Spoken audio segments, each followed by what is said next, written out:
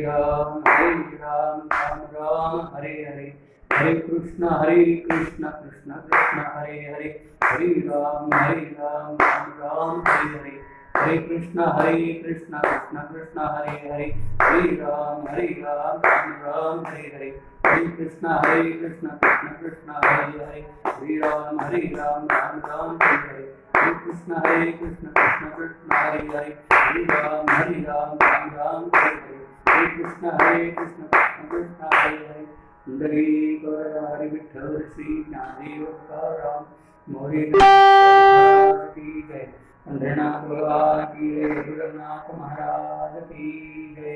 विनायकं नौमि साक्रे नाम विश्रुतं, येषां शरणसान्निध्या शिवं पार्वन्ति, साकरयों विख्यातं ज्ञानदानपरायणं, विनायकं वन्दे भुवनविमुक्तैः, श्रीरङ्गनाथं गुरुराजवर्यं, मोक्षामि ज्ञानदानेकदक्षं, प्रभावति क्षेत्रनिवासिनं तं नमामि वेदान्तविदां वरिष्ठम्। अलंकापुरी पुण्यभूमि पवित्र, हे ज्ञानदो ज्ञानराजा सुपात्र, तया कविकामो पुण्यराशि, नमस्कार माझा सद्गुरु ज्ञानेश्वरासी, वंदे संपदिनाथं विकसितरति तच्छात्रं चन्द्रनाथं, गोरक्षं तस्य दैनीमपि च तं श्रीवृत्तिं ततोऽस्य, ज्ञानीशं चाच्युताख्यं यतिमूर्तमणिं रामचन्द्रं हरिंश्च, तस्मात् सर्वन्द्यनारायणमथव्युत्पन्नायकं तत्तनूजं, सात्वयोपनामहेशां तत्त्वैवदानं च दाता, तेन कीर्तनेन रोचने आत्मविद्य सकलामृतसाधुतं, तस्य क्षत्ररङ्गनाथो महात्मा, मायावादोऽध्यात्मे कीर्तने, स्पष्टवक्ता ब्रह्मचारी विरक्तः, तस्मै गुरवे जगन्मे प्रणामः, ब्रह्मज्ञानैकनिष्ठं गुरुचरणयोगवासितः प्राप्तविद्यं, श्रीज्ञानेशावतारं जगति सुकृतं रङ्गनाथेति नाम्ना, नेतारं ब्रह्मविज्ञानजगति सकलेशां गरितां प्रसारं, स्वीयवाण्या वरिष्ठं सकलविजनेन ज्ञानदासदासः, ज्ञानेशो भगवान् विष्णुः, निवृत्तिर्भगवान् हरः, सोपानो भगवान् ब्रह्मा, मुक्ताख्या ब्रह्मचित्तरा।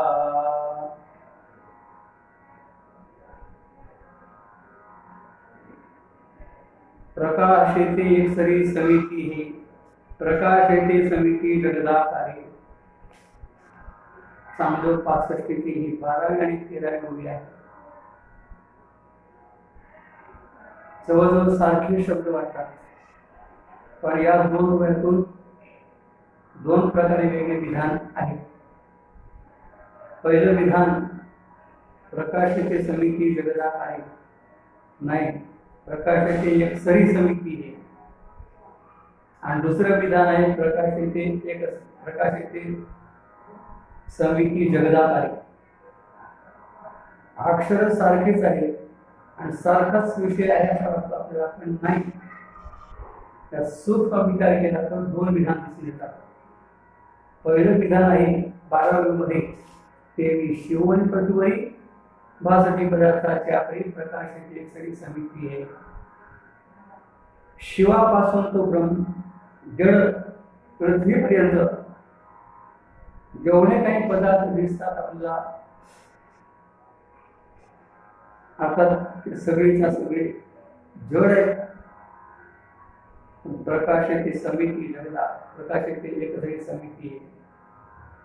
एक जिन्सी समिती प्रकाशित आहे आणि त्या समाज प्रकाशित असणाऱ्या समितीने जगताचा आकार प्रकाशित होत आहे. अशी दोन विधान.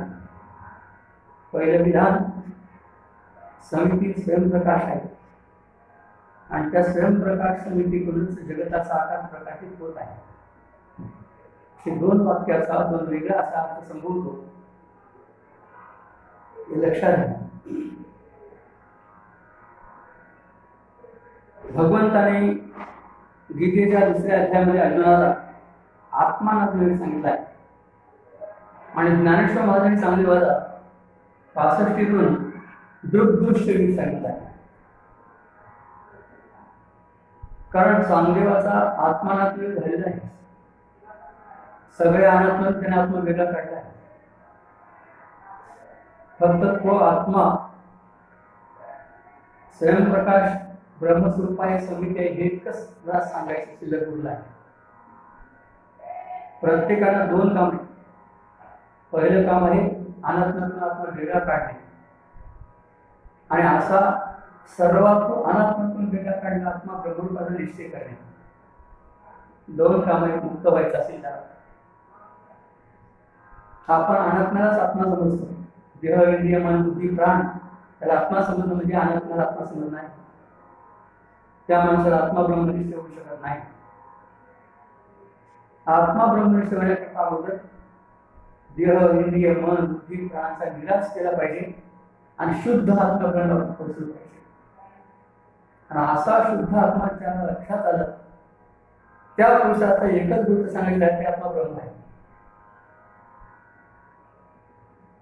आता हा दृग्दृश्य वेग आत्मानात्मविवेकाच्या पुढचा वेग आहे. आत्मानात्मविवेकामध्ये एक अडचण पडते, सांगतो आपल्याला ऐका. आत्मा स्वयंप्रकाश यात काही बात नाही, परंतु चिदाभासाला अनात्मा म्हणता येत नाही, आत्मा म्हणता येत नाही. आत्मा का म्हणता येत नाही? दोन आत्मे आहेत म्हणून. अनात्मा का म्हणता येत नाही? चिदाभासातून सगळ्या जगाचे प्रकाशित होतं, प्रकाशन होतं. आपल्याला तो ज्ञान करून देतो, हा घट आहे, हा पट आहे, हा मन आहे. चिदाभासातून आपल्याला ज्ञान. आता जगामध्ये ज्ञान कुठे आहे? चिदाभासाला जडे म्हणता येत नाही आणि चेतने म्हणता येत नाही, आत्मा म्हणता येत नाही, अनात्मा म्हणता येत नाही. म्हणून हा दृग्दृश्य जास्त महत्वाचा आहे. एक आत्मा स्वयंप्रकाश ठरला की तद्भिन्न जेवढं असेल तर दृश्य आहे. असं म्हणतं की त्या चिदाभास सुद्धा गतात होऊन जातो. चिदाभास चित नाही, चिताचा आभास आहे. चित वेगळं आणि चिदाभास वेगळं. सिद्धांत मध्ये मधुकर सरस्वतीने दृश्याचं लक्षण केलं आहे. चिद्भासत्वम दृश्यत्वम. जेवढं चैतन्यातून प्रकाशित होतं ते सगळं दृश्य आहे. असं म्हटलं की चिदाभास प्रकाशित होतो आहे म्हणून तो दृश्यात जातो. चिदाभासाला अनात्मा म्हणता येत नाही, आत्मा तर म्हणता येतच नाही. म्हणून हा दृश्य शब्द फार चांगला आहे. दृक अशी समिती आहे, आत्मा आहे, आत्मा आहे, आणि तद्भिन्न शब्द दृश्य आहे. घटपटातील जसे दृश्य, वृत्ती सुद्धा दृश्य आहे आणि त्या वृत्तीचा चिदाभास सुद्धा दृश्य आहे. असा हा दृश्य विवेक नागरी चांगल्या भाषेत सांगितला आहे. अर्थात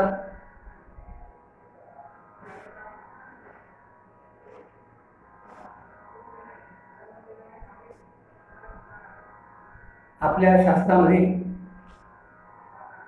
दोन प्रकारचा प्रकाश आहे. स्वयंप्रकाश असा समिती आत्मा ब्रह्म आहे, त्याचा अव्यवहार्य सामान्य अनुभूत प्रकाश आहे. आणि त्याचाच उद्भूत प्रकाश वृत्ती सत्वगुणाच्या असल्यामुळे त्या वृत्तीच्या चिदाभासात येतो आणि तोच प्रकाश सगळ्या जगापर्यंत आपल्या पदार्थाला सिद्ध करण्याकरता उपयोगाला येतो. हा घट आहे, हा घट आहे, हे जे आपण व्यवहार करतो, हा व्यवहारिक प्रकाश कुणाचा आहे? चिदाभासाचा आहे. प्रकाशाचे दोन स्वरूप लक्षात घ्या. एक आहे चित्त प्रकाश, दुसरा आहे चित्त विकारी प्रकाश चिदाभासाचा, आणि एक भौतिक प्रकाश सूर्यचंद्रादिकांचा. असे तीन प्रकाश,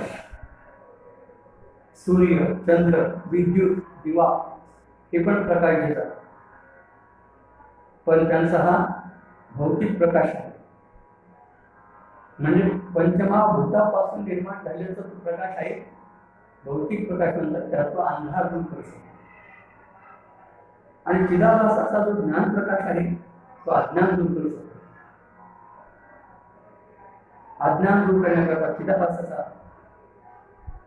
विकारी चित्प्रकाश आणि अंधार दूर करण्याकरता सूर्यचंद्रिकाचा भौतिक प्रकाश आणि या दोघांनाही प्रकाश पुरवण्याची समितीचा चित्प्रकाश तो निर्विकार प्रकाश आहे. समितीचा प्रकाश लक्षात यावा म्हणतात. आपल्याला सूर्यचंद्राचा प्रकाश लक्षात येतो.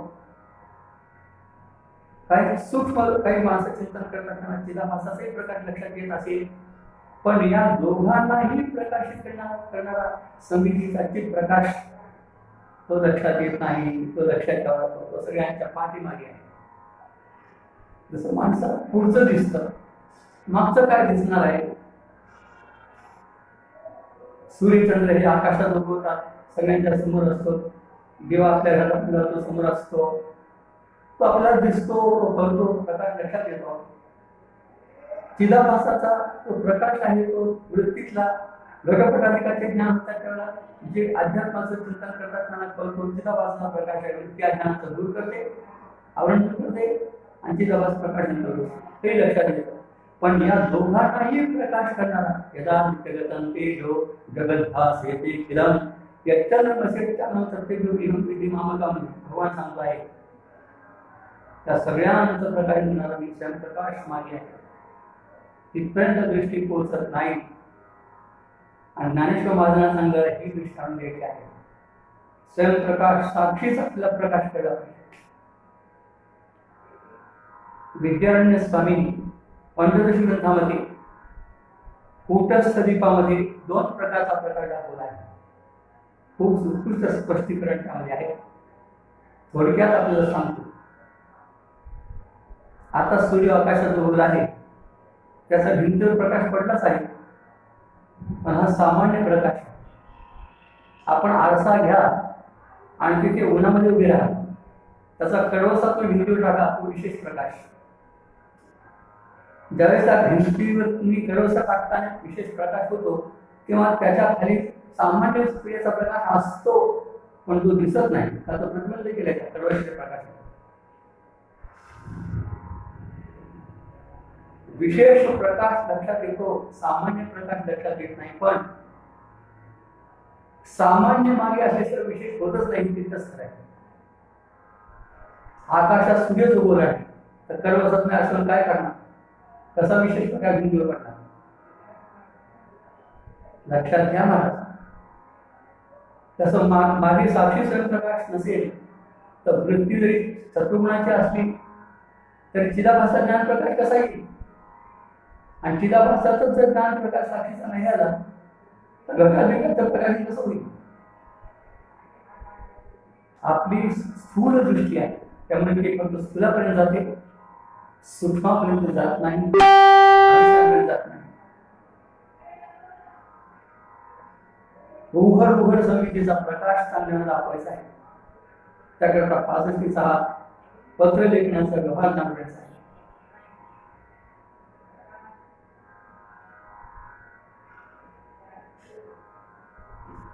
असा विचार लोक करायला तयार नाही. प्रवचन करतात, कीर्तन करतात, सगळं काही करतात, परमार्थ करतात. समितीचा प्रकाश काय आहे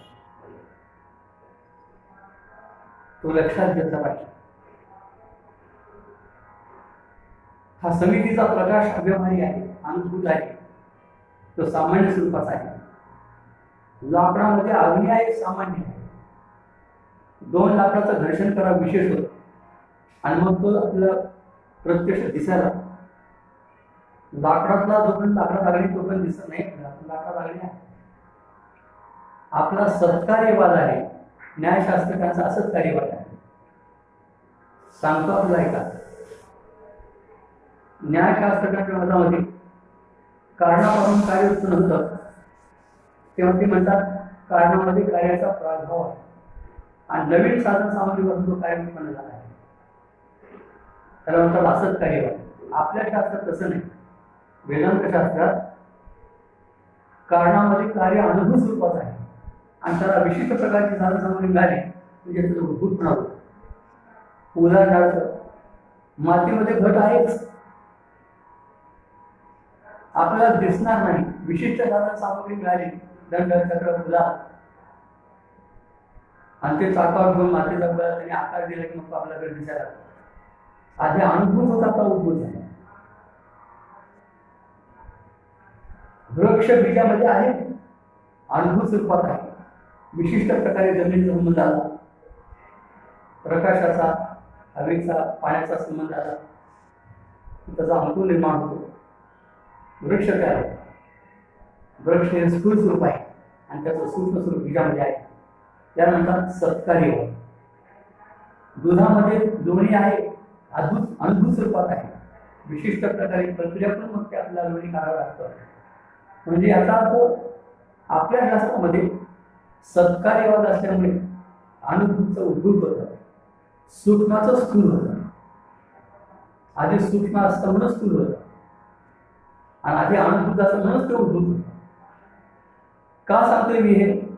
साक्षीचा समितीचा हा स्वयंप्रकाश प्रकाश आहे, तो सामान्य स्वरूपाचा प्रकाश आहे, तो आपल्या अनुभवात येत नाही, व्यवहारात येत नाही, आपली दृष्टी पोहोचत नाही. चिदाभासाच्या पर्यंत प्रकाशात आपली दृष्टी पोहोचत नाही तर साक्षीपर्यंत विचार करा. तेव्हा अव्यवहार्य प्रकाश, सामान्य प्रकाश, अनुभूत प्रकाशाचा समितीचा आहे. ती स्वतः स्वयंप्रकाश आहे आणि तिच्या प्रकाशित साकार प्रकाशित ऋतू आहे. हे चंद्र सूर्य वगैरे निमित्त आहे, वृत्ती इंद्रिय मनोबुद्धी हे सुद्धा निमित्त आहे. खऱ्या अर्थाने जो प्रकाश आहे तो अव्यवहार्य, सामान्य, अनुभूत समितीचाच प्रकाश आहे. ओळखा मला समितीच्या प्रकाशापर्यंत पोहोचलं पाहिजे आपल्याला. इथे प्रकाश म्हणजे ज्ञान प्रकाश, तो अज्ञान निवृत्तीकरता उपयोगाला येतो. अज्ञाने म्हटले ज्ञान प्रकाश हे पाहिजे मंद का जाईल, होतो अज्ञानाच्या नारा, ओसंत जन्म ओरा, ज्ञान प्रकाश मंदिरा तो आणि ज्ञान प्रकाश हा महत्वाचा प्रकाश आहे. आणि ते ज्ञान समितीचं स्वरूप आहे, समिती आदित्य स्वरूपाचे आहे. तुम्हाला मला द्वैतातून ज्ञान आणि आनंद हा वाटतो, हा भ्रम आहे. खऱ्या ज्ञानाची आपल्याला ओळख नाही आणि खऱ्या आनंदाची आपल्याला ओळख नाही. आपण जे ज्ञान म्हणतो ते विपरीत ज्ञान आहे, त्याच्या पाठीमागे अज्ञान आहे. आम्ही ज्ञान त्याला म्हणतो की ज्यात अज्ञान आणि विपरीत ज्ञान नाही, ते खरं ज्ञान आहे. आम्ही आनंद त्याला म्हणतो ज्यात दुःख आणि दुःखाचं बीज नाही, त्याला मी आनंद म्हणतो. असा आनंद समिती स्वरूप आहे आणि असं ज्ञान समिती स्वरूप आहे.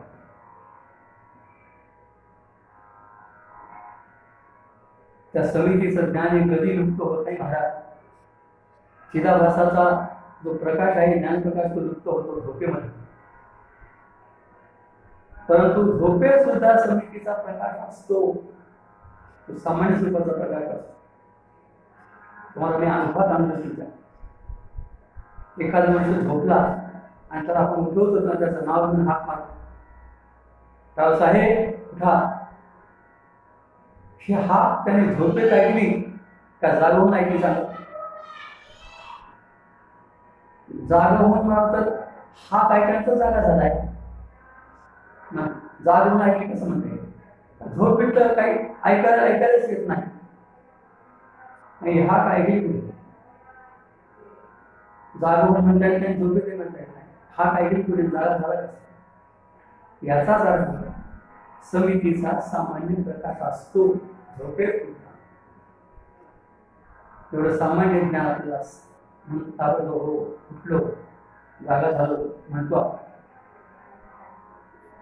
ही एक उपपत्ती आहे. अव्यवहार्य, अवाच्य, सामान्य, अनुभूत असणारा साक्षीचा प्रकाश करण्याकरता आणखी एक उपपत्ती सांगतो आपल्याला. संधीचा अभ्यास करा. वाक्यवृत्ती ग्रंथ हंसराज स्वामींनी लिहिला आहे. परंड्याची आहे ती फार महान अनुभवी महात्मा आहे. त्यांनी या संधीचा अभ्यास लिहिला आहे. 18 श्लोक दादीवर ग्रंथाचे त्या उत्कृष्ट असे 6000 वर लिहिले आहे. क्षणे क्षणे यथा भूता निर्विकल्पा स्थिती नतु उत्कृष्ट असे ते श्लोक आदित्य शंकराच्या विचारते ती काय पाण्याचा दृष्टांत दिलाय. पाण्यावर तरंग निर्माण होतात. एक तरंग उठला आणि मावळला आणि दुसरा उठला नाही. मध्यसंधीचं पाणी कसं असतं सांगा. तसं एक वृत्ती उठली ती मावळली आणि दुसरी उठली नाही. अशा वेळेला चैतन्य कसे सांगा. अगदी सोपं सांगतो तुम्हाला. आपल्या घरामध्ये माळ आहे. या माळ्याला मणी आहे. ही मणी एकमेकाला चिकट म्हणून दोरा दिसत नाही. तुम्ही मणी अशी एक सारा बाजूला एक त्याला दोरा दिसत. दोरा नाही असं नाही. ते मणी एकमेकाला चिकट आपल्याला दिसत नाही. तसं वृत्त्यासारख्या उठत राहतात आणि त्या वृत्त्याचा मला त्या ज्ञान करून देतात. आणि आम्हाला वाटतं की समितीचं ज्ञान नाही की वृत्तीचं ज्ञान ते भ्रम होतं असं ते समितीचं. पण आपल्या वाटतं ते वृत्तीचं ज्ञान झालं. मला वृत्ती ज्ञान झालं. इंद्रियाने ज्ञान झालं. जग अविद्याच मनामध्ये असं जग दुःख रूपायचं त्यांनी निर्माण केले. इंद्रिय मन बुद्धी वृत्ती ही काय ते आहे. ज्ञानाचा फसवा आहे. खरं ज्ञान कळत नाही आणि खरा आनंदही कळत नाही. जन्य आनंद बघतो. विषय ज्ञान बघतो. समिती आजन्य परमानंद स्वरूप आहे. आजन्य आनंद म्हणजे समितीचं स्वरूप आहे आणि निर्वृत्ती ज्ञान हे समितीचं स्वरूप आहे. ओळखा.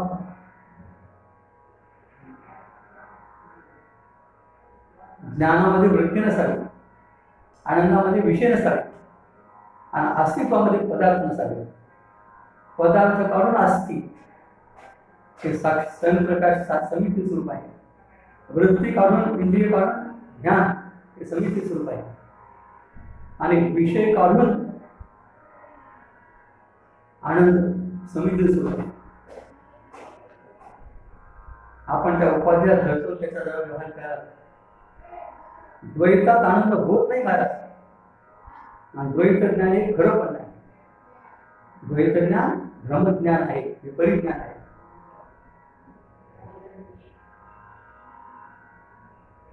कसा भ्रम झाला किंवा पाऊस झाला आणि एका नाही सगळ्यांना झालं माहीत नाही. झाला गत आहे.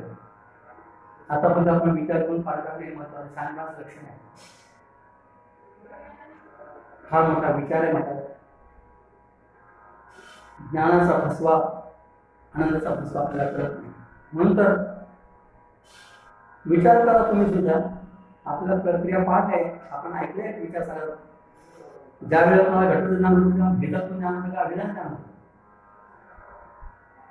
अंतःकरण वृत्ती चक्षुरेंद्रियाद्वारा घटापर्यंत जाते.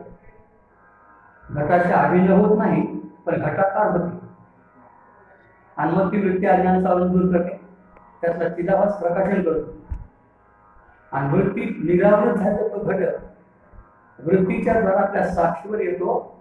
मग आपल्याला त्याचं प्रत्यक्ष होतं. ही प्रक्रिया सांगायला वेळ लागते व्हायला लागत नाही. पण ही प्रक्रिया होते किंवा आपल्या घटाचं ज्ञान. मग घटाचं ज्ञान भेदानं झालं का अभिधान झालं सांगा.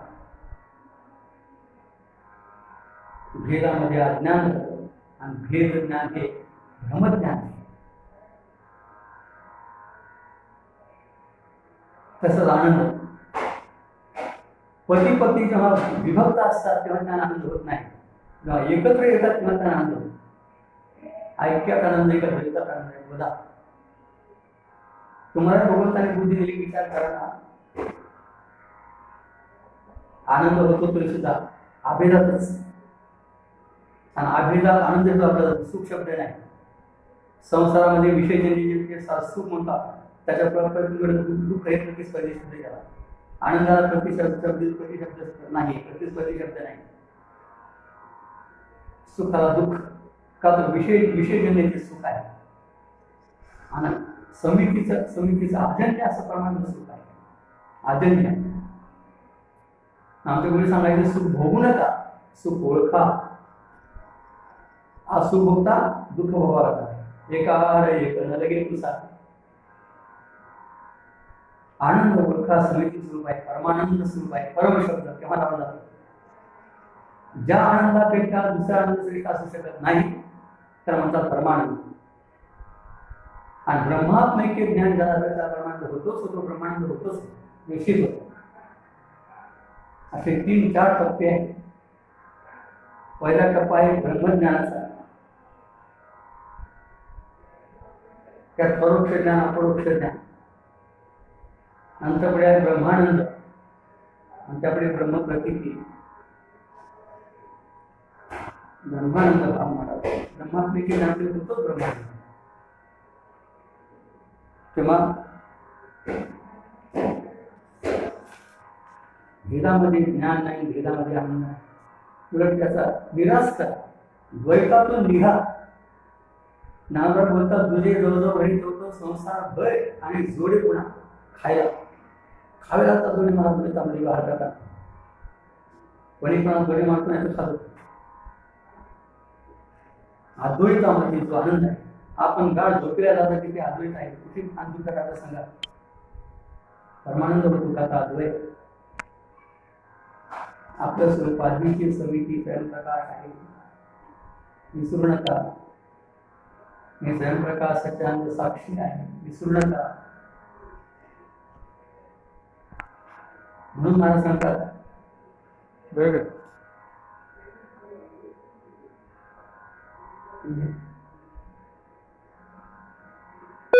समिती जगदाकारी प्रकाशते एक सरी समिती ही एक दिवसी प्रकाश स्वरूप समिती आहे. आणि त्या समितीचाच जगाच्या पुढे प्रकाश पडला आहे. काल सांगितलं, आज सांगतो, आकाशात सूर्य होत आहे आणि तो सगळीकडे पसरत आहे. तिकडे पाहिलं तिकडे प्रकाशच प्रकाश. तुमच्या गावात असो कुठे असो कुठे असो, ही समिती स्वयंप्रकाश आहे आणि ती समिती जगाच्या पुढे प्रकाशित होत आहे. आम्ही तिला समिती म्हणतो, तुम्ही तिला जगताचा आकार म्हणता. ज्ञानेश्वरांनी दृष्टांत दिला आहे, नाही ते चित्र झालेली म्हणजे अशी भिंती. चित्राच्या स्वरूपामध्ये भिंतच प्रकाशित होत आहे, तसं जगाच्या आकाराच्या स्वरूपामध्ये समिती प्रकाशित होत आहे. चांगलं लक्ष देऊन ऐका महाराज, खूप महत्वपूर्ण अशा प्रकारचं आहे.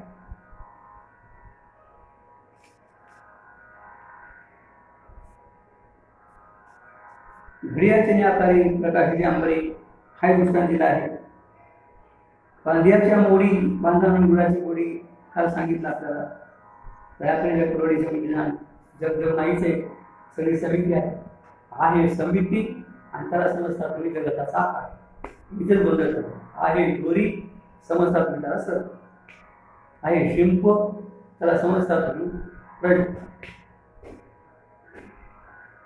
हे विपरीत ज्ञान का, याचा पाठीमागे अधिष्ठानाचं अज्ञान आहे. म्हणून ज्ञानेश्वरांचे अज्ञान म्हणत नाही. ज्ञानेश्वरांना अज्ञानाचा टिटकर आहे. त्यांच्या नावात ते अज्ञान नाही, त्याच्या स्वरूपात अज्ञान नाहीच नाही. त्यांना अज्ञान म्हणजे विवेकाचे अमृतानुभव मोठं प्रकरण, 7वं प्रकरण अज्ञान खंडनाचं आहे. 3.5 वर्षाची आहे. हे अज्ञान विपरिज्ञानी जीवदशेतच तुमच्या मागे लागला आहे. अंधार आणि रात्र सूर्य बनण्यातोपर्यंतच आहे. एकदा सूर्य झाला की अंधारी नाही, रात्री. तर स्वयंप्रकाश समितीची अनुभूती आहे की ना अज्ञान राहताना विपरिज्ञान. आणि हे होण्याकरताच परमार्थ आहे, सगळ्या साधन आहे.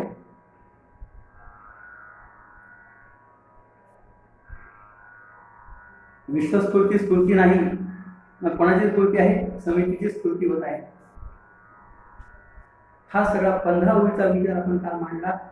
ते प्रकाश येते एक सरी समिती हे आणि प्रकाश येते समिती जगदाकारे, त्याचं अधिक स्पष्टीकरण काल केलं नाही, पण आज मुद्दा आपल्या पुढे मांडला आहे.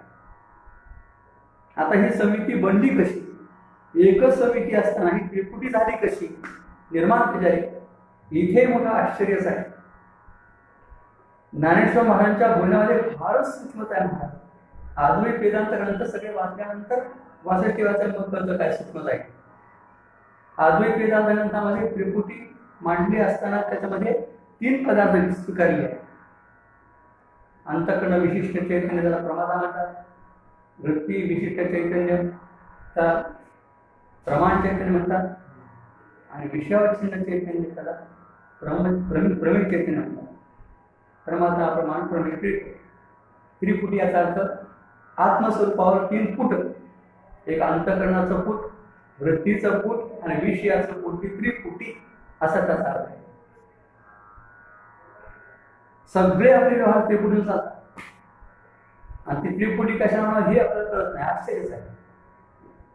एक क्षण जात नाही आपल्या व्यवहाराशिवाय आणि तो त्रिपुटीशिवाय होऊ शकत नाही.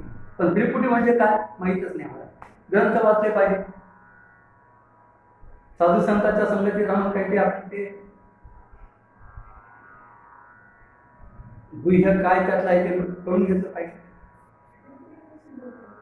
तेव्हा ज्ञानेश्वर महाराजांची अज्ञानकारी त्रिपुटी मानली नाही आणि त्रिपुटी करता 3 पदार्थ मानले नाही. एकच समिती ही त्रिपुटी बनली. कशी बनली बघा.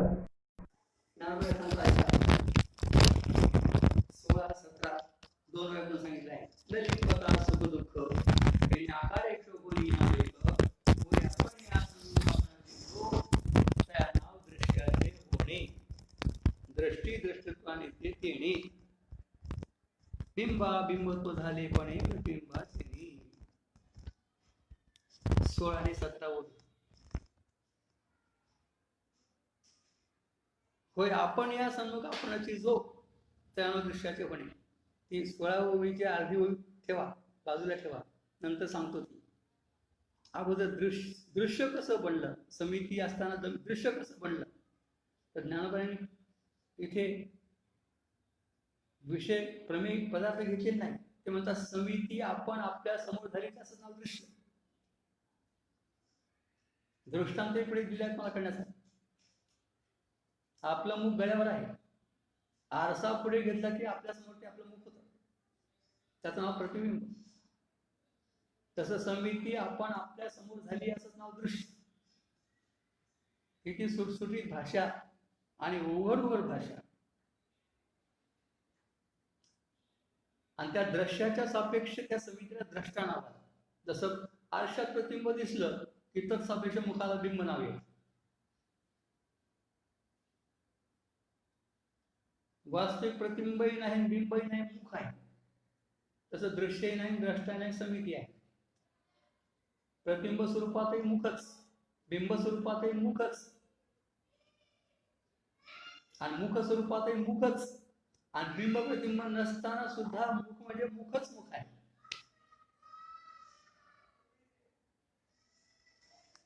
समिती घ्यायची मुखासारखी, दृश्य घ्यायचं प्रतिबिंबासारखं, द्रष्टा घ्यायचा बिंबासारखा. बिंब प्रतिबिंब हा आरशामुळे निर्माण झाला आहे, तो खरा नाहीये. खरं काय आहे. मुख बिंबा बिंबत्व झाले पणे प्रतिबिंबाचे प्रतिबिंबाचे बिंबा बिंबत्व झाले असा अन्वय आहे.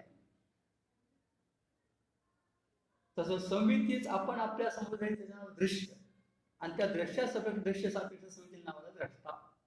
मग सांगा द्रष्टा तरी वेगळा का दृश्य तरी वेगळं समितीशिवाय सिद्ध झालं. सांगा कशी सुटसुटीत भाषा आहे ज्ञानोबांची. कशाला 3 पदार्थ घ्यायचे, अंतःकरण ते वृत्ती ते पदार्थ, कशाला काहीच नको. अज्ञान कार्य त्रिपुटी नाही आणि त्रिपुटीमध्ये 3 पदार्थ नाही. 3 पणा वाचून 3 पदार्थ वाचून त्रिपुटीची धरून दाखवली आहे.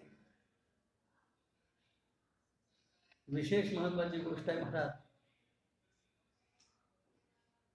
त्रिपुटीचा 3पणा सिद्ध होत नाही आणि समितीचा 1पणा बिघडत नाही. कळत असेल तर बघा. जरी त्रिपुटी झाली समिती आणि समिती त्रिपुटी झाली तरी समितीचा 3पणा सिद्ध झालाच नाही. समिती 3पणा सिद्ध होत नाही आणि समितीचा 1पणा बिघडत नाही.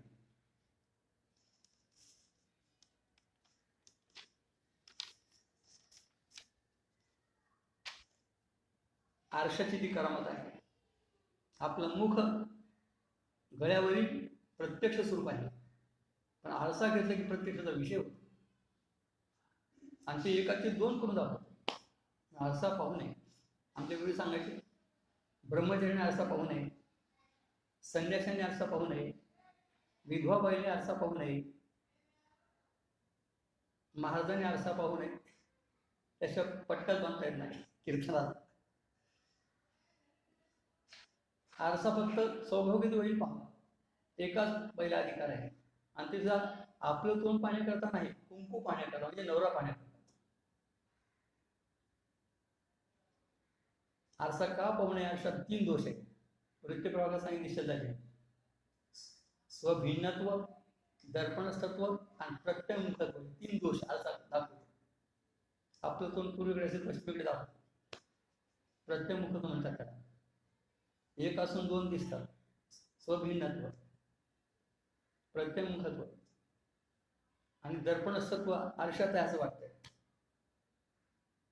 लोकांमध्ये नाही दर्शन दर्पणात संत यांनी दुसरी. शहाण्या माणसांनी आरसा पाहू नये. आरसा पाहतात ते शहाणे नाही. नागबाई बोलतात मी नाही. 15 वाद्यात चला परी दर्पणा चैन्या घारी एकाची इकडून एक दुसरी मुख पाहती. कोण? गवारे. पैसे नको हो. गवार शब्द आमचा मारडी शब्द आहे. गिवार आमच्या लोकांना गिवार म्हणतात. मूर्ख.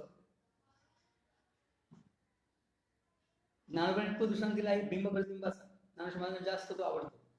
अगदी हुकमी एकट्यासारखा ज्ञानोबांचा हा बिंब प्रतिबिंबाचा दृष्टांत करतो आपल्याला. प्रत्येकाच्या घरी आरसा असतो. कुंकू आणण्याकरता गंध आणण्याकरता आपण आरसा पुढे घेतोच. त्यामुळे सगळ्यांना काय दृष्टांत बिंबा बिंबत्व झाले प्रतिबिंबाचे नाही. मुखाला बिंब प्रतिबिंब नाव जे आलं ते केवळ त्या आरशामुळे आलं आहे. तिकडे तसं इकडे ज्ञानोबांनी 3 झाले. इकडे आरसा आहे, मुख आहे, बिंब आणि प्रतिबिंब 4 झाले. इकडे 3च दिसतात ना.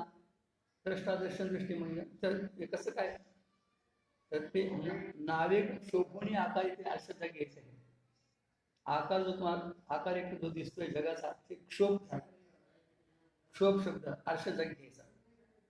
किंचित मात्र आकाराच्या रूपाने क्षोभ होऊन समिती आपण आपल्या समोर झाली. जसं आरसा पुढे घेऊन आपलं मुख आपल्या समोर झालं तसं किंचित मात्र या जगताच्या आकाराचा क्षोभ होऊन समिती आपण आपल्या समोर झाली. आणि मग त्याला दृश्य नाव आलं. आणि तसं अपेक्षा द्रष्टा नाव आलं. मध्ये दृष्टी असतेच ती त्यांची घेतलीच नाही. 2 आले की तिसरं येतच असतं. नवरा बायको 2 आले की तिसरं होतच असतं. सांगायची काय आवश्यकता नाही. दृष्टी घेतलीच नाही. त्या नाव दृश्याचे होणे आणि समिती दृष्टत्व आणि जे तेणे म्हणजे कोणी? त्या दृश्य आहे. आणि दृश्य काय? समिती आपण आपल्या समोर हे दृश्य.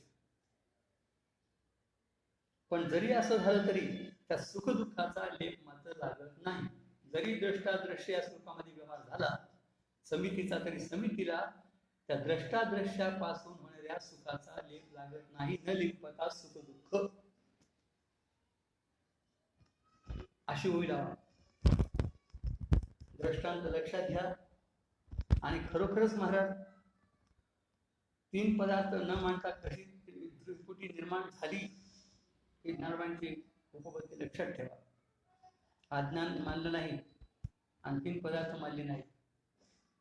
दलिपता सुख दुःख येण्याकार क्षोभ होऊन नावेक म्हणजे किंचित मात्र आकाराचा क्षोभ झाला. जगताच्या आकाराचा क्षोभ झाला. जसं आपल्या विचारसर प्रक्रिया आहे. ज्यावेळेस दिवस वाचतो तेव्हा अंतःकरणावरती चक्षुंद्रीद्वारा ह्यापर्यंत गेले. पण अंधार असल्यामुळे सामान्य प्रकाश असल्यामुळे अगोदर एकदम रूपाने सामान्य ज्ञान, स्वच्छ प्रकाश नाही, निबिड अंधार नाही. एकदम रूपाने सामान्य ज्ञान सामान्य ज्ञान काय करतं? विशेष रूपाच्या ज्ञानाचा क्षोभ करतात. तसे एक क्षोभ शब्द आहे. जगाच्या आकाराच्या स्वरूपाचा क्षोभ झाला समितीचा. आणि त्यामध्ये मग आपण आपल्या मोठी झाली. काहीतरी निमित्त मानवाच्या शोभनी हे जड बोलायचं बोलल्या काय करणार? पण सुखदुःखाचा लेप मात्र लागत नाही. किती समितीवर त्रिपुट्या उठल्या आणि व्यवहार झाला तरी त्या व्यवहारातून जे निर्माण होणारे सुखदुःख त्याचा समितीला लेप लागत नाही. न लिंबता सुखदुःख येण्याकारे शोभून नावे होय आपण असं आपणाची जो त्या नाव दृश्याचे होणे आपणच आपल्या समोर झाला. ही त्रिपुटीची उत्कृष्ट उपपत्ती ज्ञानोबांनी इथापली. कुठेही मला सापडणार नाही. महाराज ज्ञानोबांची भाषा ही फार फारशीच आपण वाचायला मिळते. चांगदेवाच्या निमित्ताने आपल्याला हे खरोखरच भाग्यच आहे की एवढं मोठं महत्त्वपूर्ण असा सिद्धांत आणि दृष्टांताच्या माध्यमातून ज्ञानोबांनी आपल्याला समजावून सांगितलं आहे. तर इथे बिंबवृत्तीच्या दृष्टाने असं आम्हाला कळलं नसतं. आरशाचा दृष्टांत आणि बिंबवृत्तीने आपल्याला कळतो हा सिद्धांत. अर्थात आता पाहतो ते आपणच आपल्या पोटी आपला आपण या दृश्य दावी होती. तर शेवटी निष्कर्ष काय निघाला? आपुली या पोटी आपणची आपुला पोटी दृश्य दावी होती. समिती म्हणजे एकच फक्त समिती झाली. 18वी उभी आहे. द्रष्टा दृश्य त्रिपुटी मांडते हे द्रष्टा दृश्य दर्शन त्रिपुटीची मांडामांड झाली की अशी झाली आहे. कळली का मागास?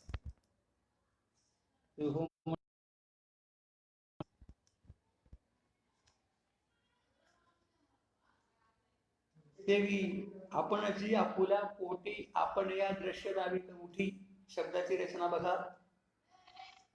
18वी ओवी. आपणची आपुल्या पोटी आणि आपण या दृश्य दावीत होती. कुठेतरी भेद दिसतो का इथे? आपणची आपुल्या पोटी आणि आपण या दृश्य दावीत होती. का तर समिती सगळी सांगितलं. द्रष्टा स्वरूपात समिती, दृश्य स्वरूपात समिती आणि द्रष्टा दृश्य विरती समितीच. दुसरा आहेच कुठे आमचं बघा. किंचित मात्र भेद सिद्ध होऊ दिला नाही महाराज. केवळ समिती आणि अशी प्रक्रिया सांगूनच चांगदेवाला समितीचा प्रकाश, समितीचं ज्ञान प्रकाश दाखवून द्यायचा आहे. बघ सगळा ज्ञान प्रकाश चांगदेवाला माहित नाही. ज्ञान प्रकाश दाखवला आहे. तुमच्या आमचा उपयोग झाला. त्यांच्या निमित्ताने त्यांना दाखवला. त्यांच्या निमित्ताने आम्हाला उपयोग झाला. आता द्रष्टा स्वरूपात, दृश्य स्वरूपात आणि द्रष्टा दृश्य ग्रहित फक्त एक केवळ समितीच आहे. दृष्टांत सांगितलं ज्ञानोबाने. एकच दृष्टांत सापडला का? त्यांना दुसरं दृष्टांत सापडलं नाही. ते 20व्या ओळीमध्ये आहे, 19व्या मध्ये आहे. सुताची गुंजे आत बाहेर नाही भुजे ते भीतीने पण येवीन जाणते त्रिपुटी हे. सुताची गुंजे आत बाहेर नाही. सुताची गुंज होती. आतही सुत आणि बाहेरही सुत. जगामध्ये अनेक पदार्थ आहेत पण दृष्टांत देता येत नाही समिती करता. का तर आत बाहेर सारखे नसतात. आत वेगळे असतात, बाहेर वेगळे असतात. ऊस बाहेर चोपटे असतात, आत रस असतात. नारळ बाहेर कवटी असते, आत खोबरं असतं. एकसारखं आत बाहेर कुठं सापडत नाही बहुतेक. ज्ञानोबाने सुताच्या गुंजुरी दृष्टांत दिला आहे. महिला मंडळ सुता कापसाचं जेव्हा ते सूत करतात तेव्हा ते त्याची गुंजोटी करून ठेवतात. ते आत तरी काय असतं सूत आणि बाहेर तरी काय असतं सूत. आत बाहेर नाही दुजे ते बी तीनपणी म्हणजे आणली त्रिपुटी हे. ही त्रिपुटी तीनपणा वाचून आहे का? तीनपणानं आहे. किती मार्मिक भाषा आहे. आपण तीनपणा सिद्ध करतो. द्वैतातच आपलं सगळं जीवन महाराज. जीवदशा ही अवदशा आमच्या मागे लागली आणि त्रिपुटीचं सगळं जगणं आणि त्याचाच राहणं, त्याच्याच सुख दुःख, त्याचाच व्यवहार जास्त आपला डोक्यावर घेऊन असा वाटतो. एकमेव स्वयंप्रकाश सच्चिदानंद घन अशी असणारी समिती तिकडे दृष्टी पण जात नाही. आपण याचा प्रयत्न पण करीत नाहीत महाराज. तीनपणी म्हणजे आणली त्रिपुटी. तीनपणा सिद्ध होऊच दिला नाही. तीन सांगितले. द्रष्टा दृश्य दृष्टी हे कळणार नाही लवकर म्हणून ज्ञानोबांना माहीतच पुन्हा दृष्टांत दिला आहे. नुसधे मुख जैसे देखे दर्पण मिसे. वयाची देखण्याची गंमत आहे. नुसधे मुख देखी जाते. बिंब स्वरूपात तरी काय मुखच, प्रतिबिंब स्वरूपात काय मुखच, बिंब प्रतिबिंब काय मुखच, नुसतं मुखच. त्या आरशाच एक असा चमत्कारी आहे. पुढे घेतला की प्रतिबिंब, तत्सापेक्ष मुखाला बिंब आणि मुळामध्ये आहे ते मुखच. मुख नसेल तर कोणाचं प्रतिबिंब पडेल? आरसा नसेल तर कशात प्रतिबिंब पडेल? जरी पडलं तरी प्रतिबिंब स्वरूपात कोण आहे? मग आता मुखच आहे. आणि आरसा बाजूला सारा तरी काय आहे? मुखच आहे. आरसा घेण्याच्या अगोदर काय आहे? मुखच आहे. नुसत हे मुख देखील दर्पण दिसे. वयाची देखण्याचे ते पाहणं खोटं अशा प्रकारचं आहे. आरशामध्ये आपण पाहतो ते खोटं आहे. हे माणसाला कळतं बरं का, या पक्षाला कळत नाही. चिमणी असते ना, त्या आरशावर बसली तो मारते. तिला वाटतं पलीकडे प्रतिस्पर्धी चिमणी आहे, तिला खरी चिमणी वाटते. इकडे प्रतिबिंब आहे, ते आपल्याला प्रतिबिंब दिसतं पण खरं वाटत नाही. आपण शहाणे आहे तेवढे, आपण एवढे शहाणे. त्याचा दर्पणात नाही वाटत, निश्चय आहे, दिसतं आपल्याला, पाहतो आपण, पण ते खरं वाटत नाही. आणि चिमणीला मात्र प्रतिबिंब दिसतं आणि ते खरं वाटतं, ती तो मारते. चिमणीपेक्षा पुष्कळ आपण शहाणे आहोत ना. पण तरी त्यात प्रतिबिंब दिसलं तरी ते काय म्हणून पाहायचं, वेळा ते खोटं पाहणं आहे. ते माणसाने खरं पाहावं का खोटं पाहत बसावं? त्या आरशात पाहणं खोटं पाहणं आहे, इथं हात लावून पाहणं मुखाला हे खरं पाहणं आहे. माझी दर्पण अवलोकी महाराज सांगतात नाही.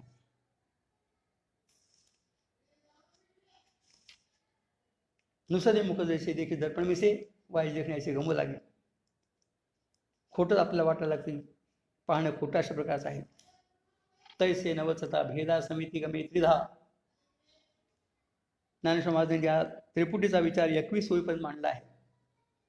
17, 18, 19 आणि 20, 21 5 वेळातून स्पष्टीकरण केलं आहे ही त्रिपुटी कशी झाली. एक समिती असताना त्रिपुटी कशी झाली त्याची उघड उपपत्ती, प्रसिद्ध उपपत्ती 5 वेळातून दाखवली आहे. 17, 18, 19, 20 आणि 21 उभी आहे. तैसे नवचता भेदा समिती गमे त्रिधा. भेदा नवचता समिती त्रिधा गमे असा अन्वय आहे. भेदा नवचता समिती त्रिधा गमे, गमे म्हणजे वाटते तुम्हाला. पुढे समितीचे एक त्रिपुटी आहे, ज्याला तुम्ही त्रिपुटी म्हणता सगळी समिती हो महाराज.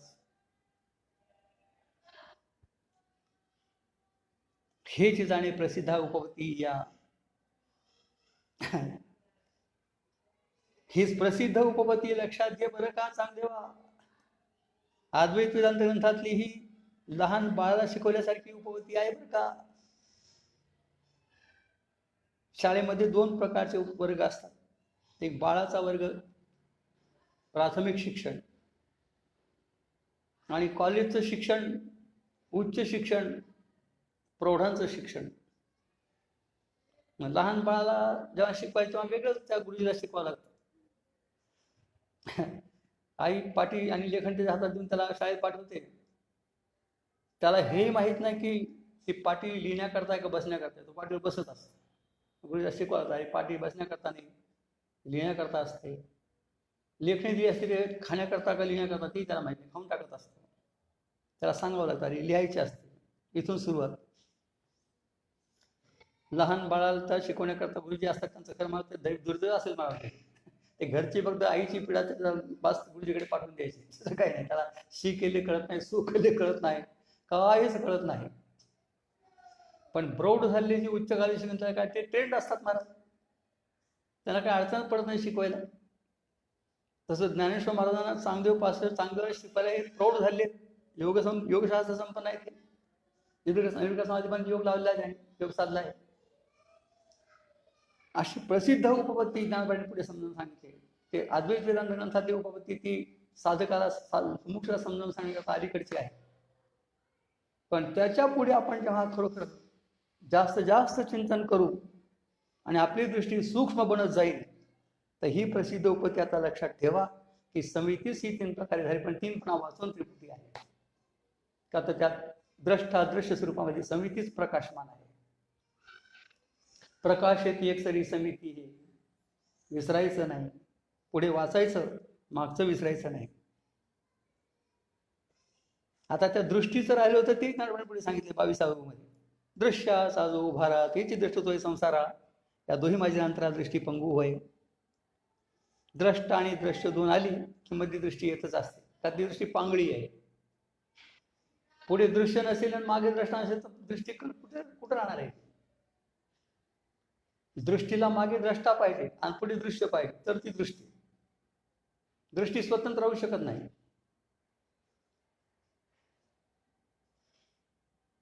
ती मधली जी दृष्टी आहे ती दृष्टी दोघाला धरून राहते. आता पुढचा जो दृश्य असतो पदार्थ, त्याला तरी धरते आणि मागचा द्रष्टा त्याला सोडता येत नाही. मागचा द्रष्टा नाही म्हणून ती दृष्टी मधली अशा प्रकारची आहे. ही त्रिपुटी कशी सांगू तुम्हाला दृष्टांताने. पूर्वी आपल्या घराला लोखंडाच्या साखळ्या होत्या, आता हार्डड्रॉप आले. त्या साखळी असे 3 कोंडे असायचे लोखंडाची, एकात एक अडकलेली. अजूनही असेल तुमच्या घराला तशी ही त्रिपुटी एकमेकात अडकलेली आहे. दृश्याशिवाय द्रष्टृत्व नाही आणि द्रष्टा दृश्य असल्याशिवाय दृष्टी नाही. म्हणजे एकमेकावर आधारित आहे, स्वतंत्र नाही ती त्रिपुटी. दृश्य नसेल तर द्रष्टा नाव कसं येईल आणि दृश्य दर्शनात दृष्टी कशी राहणार. दृष्टी पंगू होय म्हटलंय, पांगळी होऊन जाते. दृश्याचा जो उभारा त्याची दृष्टी होते संसार. संसार म्हणजे व्यवहार करण्याकरता. संसार म्हणजे संसार नाही घ्यायचा, द्रष्टा असा म्हणण्याचा व्यवहार जो होतो तो दृश्याची उभारणी झाली म्हणून. दृश्याचा जो उभारा, दृश्याची उभारणी झाली तरच द्रष्टा असा म्हणण्याचा व्यवहार होतो. संसार म्हणजे संसार नाही घ्यायचा, व्यवहार द्रष्टा म्हणण्याचा व्यवहार होतो. आणि या दोही माझे अंतरा दृष्टिपंगू, या दोघांच्या अंतरामध्ये दृश्य आणि द्रष्टा, या दोघांच्या अंतरामध्ये कोणती दृष्टी आहे ती पांगळी आहे. मागे द्रष्टा पाहिजे, पुढे दृश्य पाहिजे, तरच ती दृष्टी आहे. आणि या तिन्ही स्वरूपामध्ये कोण आहे? समितीच आहे, स्वयंप्रकाश समिती आहे, काही नाहीये. म्हणून दृश्याचे झालेपणे दृष्टी दृष्टत्वाने जे तेणे पुढती ते गेलिया जाणे तैसेची दोन्ही. म्हणून काय? द्रष्टा दृश्य दृष्टी एकमेकांवर आधारित आहेत आणि ते 3 पणा वाचून आहेत. आणि त्या द्रष्टा दृष्टी स्वरूपामध्ये समितीच प्रकाशित आहे. म्हणून इतका अर्थ घ्यायचा. दृश्याचे झालेपणे दृष्टी दृष्टत्व होणे आणि जे तेणे होणे तेने. दृश्याचे झालेपणे दृश्य जर झालं असेल तरच पुढे द्रष्टान दृष्टी आहे. जर दृश्य नसेल तर द्रष्टा नाही, दृष्टी नाही. पुढे ते गेली म्हणजे दृश्य गेलिया. ते गेलियाचा अर्थ दृश्य गेलिया जाणे तैसेची दोन्ही. दोन्ही म्हणजे द्रष्टा आणि दृष्टी दोन्ही गेले, म्हणजे एका दृश्यावरच आधारित आहे. द्रष्टा आणि दृष्टी हे दृश्यावर आधारित आहे आणि दृश्य हे समितीनं सन्मुख होण्यावर आधारित आहे. समिती सन्मुख झाली की त्याचं नाव दृश्य आणि त्या दृश्यावरच आधारित द्रष्टा आणि दृष्टी आहे. कशी संगती सांगितली त्रिपुटीची महाराज ज्ञानोबाने. त्रिपुटी कशी माहीत आहे तिचं स्वरूपही सांगितलं आहे आणि समिती कशी ते तिचं स्वरूप माहिती आहे. ते तर उत्कृष्ट पुढे सांगणार आहेत. आता एवं एकची होती ती झाली तिने गेल्या एकाची व्यक्ती तरी तिने भ्रांती एक पण साच. शेवटी सारांश आता 25व्या मध्ये. एवं म्हणजे याप्रमाणे एकची झाली ती होती. अन्वय लावा. एकची होती ती झाली. एकची होती समिती आणि ती झाली म्हणजे त्रिपुटी झाली. आणि तिने गेली या एकची व्यक्ती, ती त्रिपुटी गेली, पुन्हा एकच व्यक्ती म्हणजे समिती. पुन्हा त्या समिती जाऊन ठेवायचं आहे. झाली तरी समितीत 3 झाली आणि ते 3 गेले तरी समितीच आहे, काही नाही.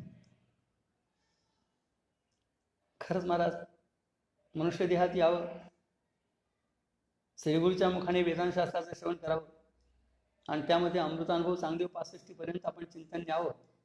मग खरा परमार्थ काय तो कळतो. अलीकडे माणसं थातू परमार्थ करतात. अमृतानुभवाच्या ओव्या जरी वाचल्या तरी 65 ओव्या वाचल्या तरी सुद्धा तिथल्या खोलापर्यंत ते पोहोचतच नाहीत. हेच मला फार वाईट वाटतं महाराज. वाचन करून सुद्धा तुम्ही पोहोचत नाही, हे काय? पोहोचा. कोणाला हिनवतो असं समजू नका महाराज. तुम्ही पोहोचावी माझी इच्छा आहे म्हणून सांगतो आहे. एकची झाली ती होती, एकची होती ती झाली असं वाचायचं. वाचतानाच चटकीन अर्थ कळला पाहिजे. एकची होती म्हणजे समितीच होती आणि ती झाली याचा अर्थ त्रिपुटी झाली. ती कशी झाली त्रिपुटी आता पुन्हा सांगायचं काय नाही, एकदा सांगितलं लक्षात आलं. समिती आपण आपल्या समोर जायचं नाव दृश्य, तत्सापेक्ष समितीला नावाला द्रष्टा आणि द्रष्टा दृश्याच्या दोघांच्या मध्ये दृष्टी झाली त्रिपुटी. आणि ती त्रिपुटी गेली तर पुन्हा परत समिती आहे, ती आहे व्यक्ती. तिने गेली एकची व्यक्ती, तरी तिने भ्रांती एक पण साच. तिने भ्रांती म्हणण्यातून द्वैतवाद उडवला आणि एक पण साधनातून शून्यवाद उडवला. वेदांत शास्त्रावर मोठी आपत्ती दोघांची आहे महाराज. एक द्वैतवादी नाही तर शून्यवादी, दोन हाताला दोन बसले. नाही नाहीची भाषा वापरली की शून्यवादी म्हणतो नाहीच म्हणाला.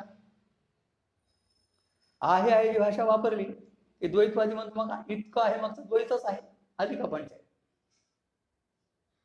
आपल्या शास्त्रामध्ये द्वैत नाही आणि शून्य नाही. साधुबोध झाला नुरोनिया ठेला.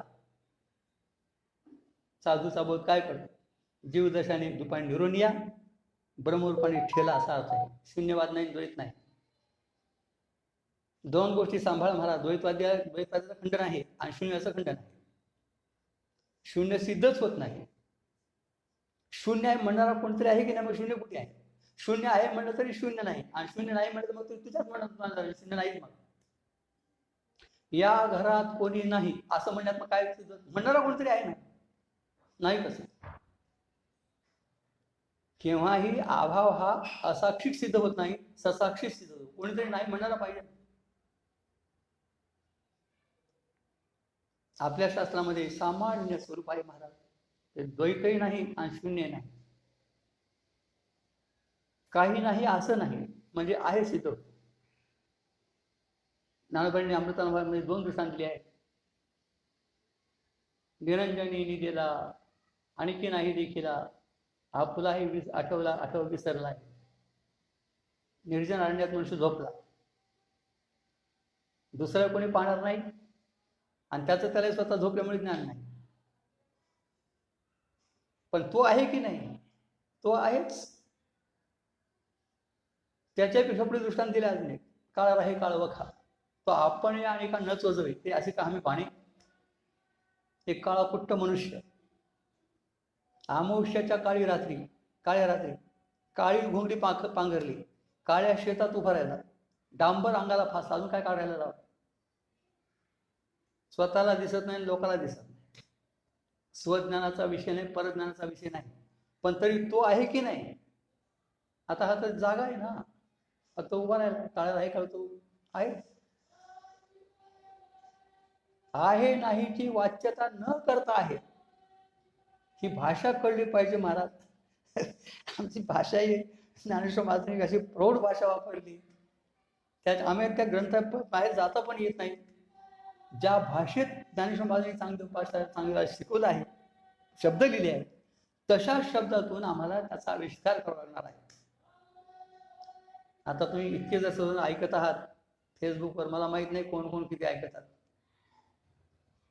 मी तुम्हाला सगळ्यांना दिसतो पण तुम्ही मला कोणीच दिसत नाही. मला फक्त माऊली दिसते आणि माझे गुरु महाराज दिसतात. पण ही भाषा कळते की नाही काय माहिती आहे तुमचं, तुम्ही बघा महाराज. आणि मी तुम्हाला काल आव्हान करून सांगितलं की जर कळलं नाही मला पुन्हा परत विचारा. मला कोणाचाही फोन आला नाही का. शंका असली तरी विचारा. विषय नाही कळला तरी पण स्पष्ट करून सांगेन, दृष्टांताने सांगेन. माझ्या गुरूंच्या आश्रयाने मी असल्यामुळे मला काही काळजी नाही. तुम्ही कसं महाराजांना विचारा, भीती पण ठेवू नका. माझी निसंकोचपणाने, ओळख नसली तरी समाजा तुम्ही फोनवरती विचारू शकता. माझा फोन नंबर सांगितला का? अजून सांगतात 96 23 65 80 78. ग्रंथावरही आहे आणि मी पण सांगतो, तुम्ही फिट करून घ्या. माझी अशी अपेक्षा आहे की आपण हे विषय कळून घ्यावा.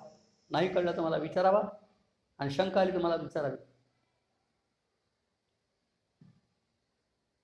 तिने भ्रांती एक पण साच. तिने भ्रांती शब्द फक्त वेदांत शास्त्रात येतो बरं का, कुठेही येत नाही, कोणत्याही शास्त्रात नाही. सगळे सत्य मानणारे भेदवादी आहेत. शास्त्रकार असो का रामानुजाचार्य, मध्वाचार्य, वल्लभाचार्य असो, सगळे द्वैतवादी आहेत. हे सगळं भेद मानतात, भ्रांती मानत नाही. फक्त एक वेदांत शास्त्र असं मिठासारखं वेगळं पडलंय की भ्रांती मानतात. आत्मभ्रांतीसाठी वस्तू विखुरली 12 वाटी ज्ञानेश्वरीत आहे. भ्रांती आत्मनिष्ठ जैसा नागवे भ्रांती लेशा म्हटले ज्ञानोबांनी दृष्टांत केलाय. दुसऱ्या अध्यायात आहे, तिसऱ्या अध्यायात आहे. तत्वनिष्ठ असं नागवे भ्रांती लेशा दुसऱ्या अध्यायात आहे.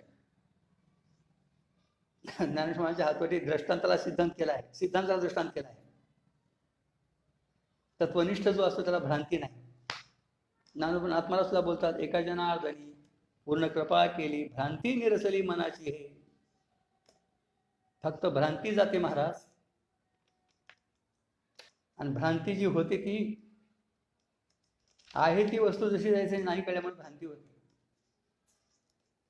आणि जशी आहे तशी वस्तू कळली की भ्रांती जाते. आमचे गुरुने सांगायचे, माणसाने गरीब असं चालेल, भ्रांत नसावं. तुम्ही आम्ही सगळे भ्रांत आहोत. ज्याला अप्रोक्ष आपल्या समितीचा अप्रोक्ष परमात्मिक ज्ञान नाही, भ्रांत आहे. भ्रांत असे काम विषयावरी. ज्ञानोबा बोलतात, तैसा हृदयामध्ये मी राम, असता सर्व सुखाचा राम. भ्रांत असे काम विषयावरी, भ्रांत. गरिबी असली चालते, दुःख असलं ते चालेल, भ्रांत नसावं, भ्रम निवृत्त करावा.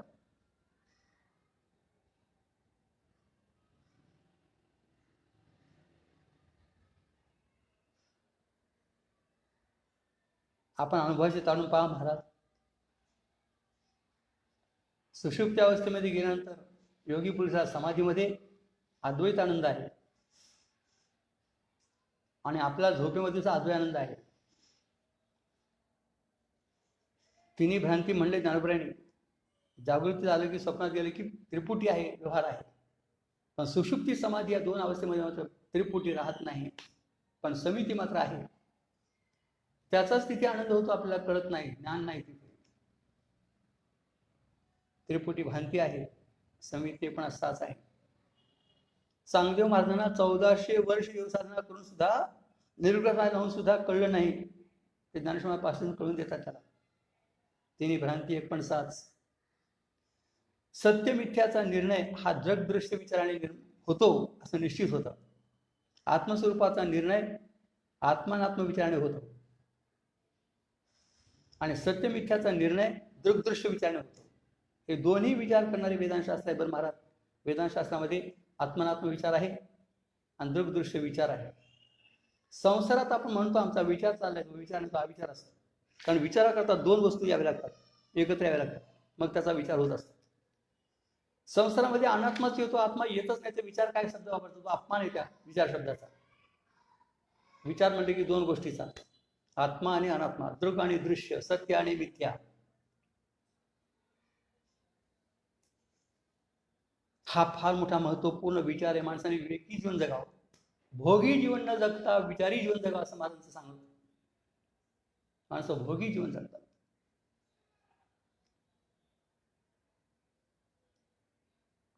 तो विवेक अंतःकरणी जागवीच हो. आपला विवेक कधी न मावळला पाहिजे.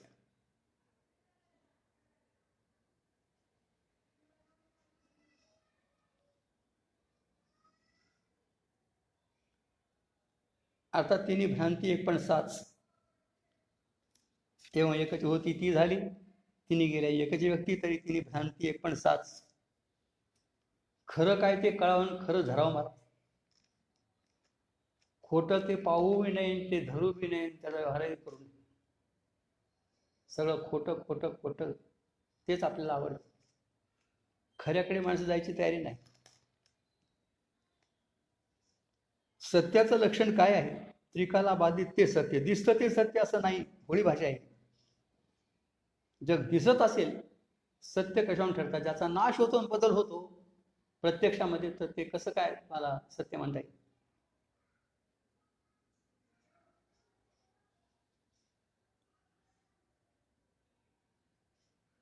भ्रमाचं लक्षण काय आणि प्रमेयचं लक्षण काय? सत्याचं लक्षण काय? सत्य त्याला म्हणावं त्रिकाला बाधित, आणि भ्रम त्याला म्हणावं त्रैकालिक अत्यंत अभाव. ज्या वस्तूचा त्रैकालिक अत्यंत अभाव त्याला म्हणायचं भ्रम, आणि जी वस्तू त्रिकाला अबाधित त्याला म्हणायचं सत्य. लक्षण पाठ करा, डोक्यात ठेवा. कोर्टामध्ये वकिलाला बहस करायचं असेल तसं कायदे पाठ पाहिजे, तसं वेदांतशास्त्र वाचायचं तर नियम पाठ पाहिजे, लक्षण पाठ पाहिजे. भोळेपणा काय ते बोलणे चालत नाही. संतापुढे चालत नाही महाराज, देवापुढे चालत नाही. सत्य म्हणजे काय? सत्य तो सत्य तो सत्य तो विठ्ठला का त्रिकालाबाधित सत्य म्हणून. तो कधी बदलत नाही आणि नष्ट होत नाही. जगातले सगळे पदार्थ बदलतात, आहे तसे राहत नाहीत आणि नष्ट होतात. सत्य कोणाच होणार म्हणणार तुम्ही सांगा? सत्याचं लक्षण त्रिकालाबाधी ते सत्य, आणि भ्रमाचं लक्षण त्रैकालिक अत्यंताभाव, रज्जू भासला सर्प. मागे नव्हता, आता नाही, दिसला तेव्हा नाही, पुढे तर नाहीच नाही, केव्हाच नाही, त्रैकालिक अत्यंताभाव. त्रिपुटी भ्रांती आहे, समिती साच आहे, विसरू नका. त्याला धरा महाराज. आपण संसारातले पदार्थ धरायला जातो, बायकोला, मुलाला, घराला, पैशाला, ते आपल्या हातात निष्ठून जातात. धरू देत नाहीत आधी, आणि धरलं तरी आपल्या हातात राहू देत नाहीत, हाताला निघून जातात. आयुष्य फुकट जातं. तिने भ्रांती एक पण साच सिद्धांताचं वाक्य आहे हे. उत्कृष्ट महत्वाचं वाक्य आहे महाराज. जसं प्रकाश येते एक सरी समिती वाक्य आहे, तसंच हे पुन्हा दुसरं वाक्य लक्षात ठेवा. तिने भ्रांती एक पण साच. तीन भ्रांती आहे. द्रष्ट एक त्रिपुटी म्हणजे सगळं जग भ्रांती आहे. एक पण साच. एक लक्षात ठेवा, जे खोटं असतं त्याच्या मागे काहीतरी खरं आहे. सगळं खरं नाही, सगळं खोटं नाही. आद्यगुरु शंकराच्या भाषात म्हटलं आहे, सत्यानृत्य मिथुनी कृती अहमितमिथुने सैकम लोक व्यवहारा. आपल्या व्यवहारामध्ये नुसतं खोटंही येत नाही, नुसतं खरं येत नाही, खरं खोटंचं मिश्रण असतं. कोर्टामध्ये एखादा साक्षीदार खोटं जरी बोलत असला तर नाव तर खरं सांगतो ना, आपलं नाव, बापाचं नाव, आपली जाती, त्याच्या पुढं काय बोलतो ते खोटं बोलतो काय माहित नाही, आपल्याला माहित नाही, आपल्याला काय करायचं. पण काहीतरी खोटं खरं बोलतो म्हणून बोले खोटं बोलता येईल. खोटी नोट असली एखादी तर 10 खरे म्हणता पाहिजे तर ते जात नाही. म्हणजे खोट्याच्या मागे काहीतरी खरं आहे,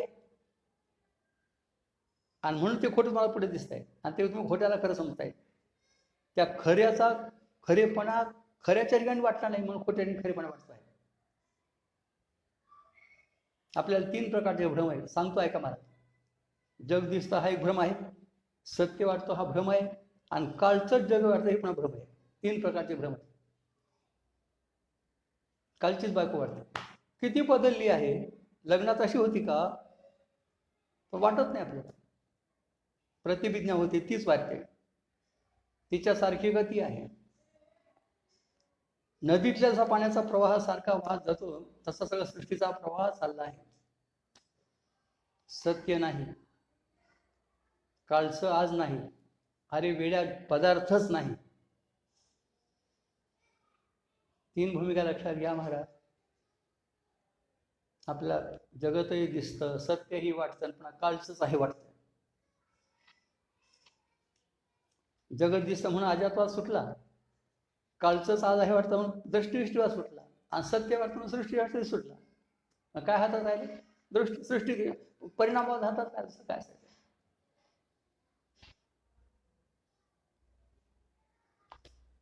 परमार्थ करावा, वेदशास्त्र वाचावं, अमृतानुभव 65 वाचायचं, भ्रम जावा. तिने भ्रांती एक त्रिपुटी नाही, अत्यंताभाव रूप आहे. दिसली तर मिथ्या, नाहीतर नाहीच. दृढ निश्चय करा महाराज.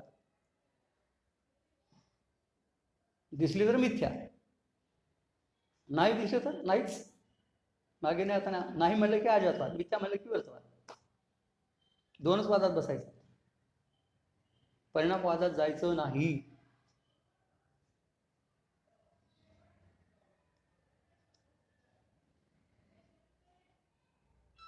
फार मोठा विचार करण्याची गोष्ट आहे, आणि हा विचार सदुसल्याशिवाय होऊ शकत नाही. आमच्या गुरुजींनी शिकवला म्हणून आपण काय माऊली सांगतो म्हणून आपण काय असा व्यवहार कधीच विचार केला जात नाही, आणि करत नाही म्हणून संसार चांगला जोमाने चालला जातो. असा विचार संसार मनुष्य प्रवृत्त होणारच नाही. कसला संसार? जग आहे काय? मग काय त्या चौकात करायचं? वंद्यापुत्र आहे का? मग त्याची लग्नपत्रिका करायची. बागुलबो आहे का? मग त्याला घराच्या बाहेर हाकून लावायचं. हा योग तो खूप पुष्पकी. गंधर्व काही पाडावे, शिष्य काय मोडावे, बाळा बाबू देशी दौडावा आहे. जगच नाही, सगळी समिती आहे. आपण विसरलोय, जे खरंय ते विसरलाय, आणि खोटं आपल्या बदलात पाडून घेत, त्याच्याकरता आपण किती मारामारी करतोय. त्याचे सुख दुःख अनुकूल परिणाम, रडणं, हसणं, व्यवहारामध्ये मातीत आपलं आयुष्य घालणं,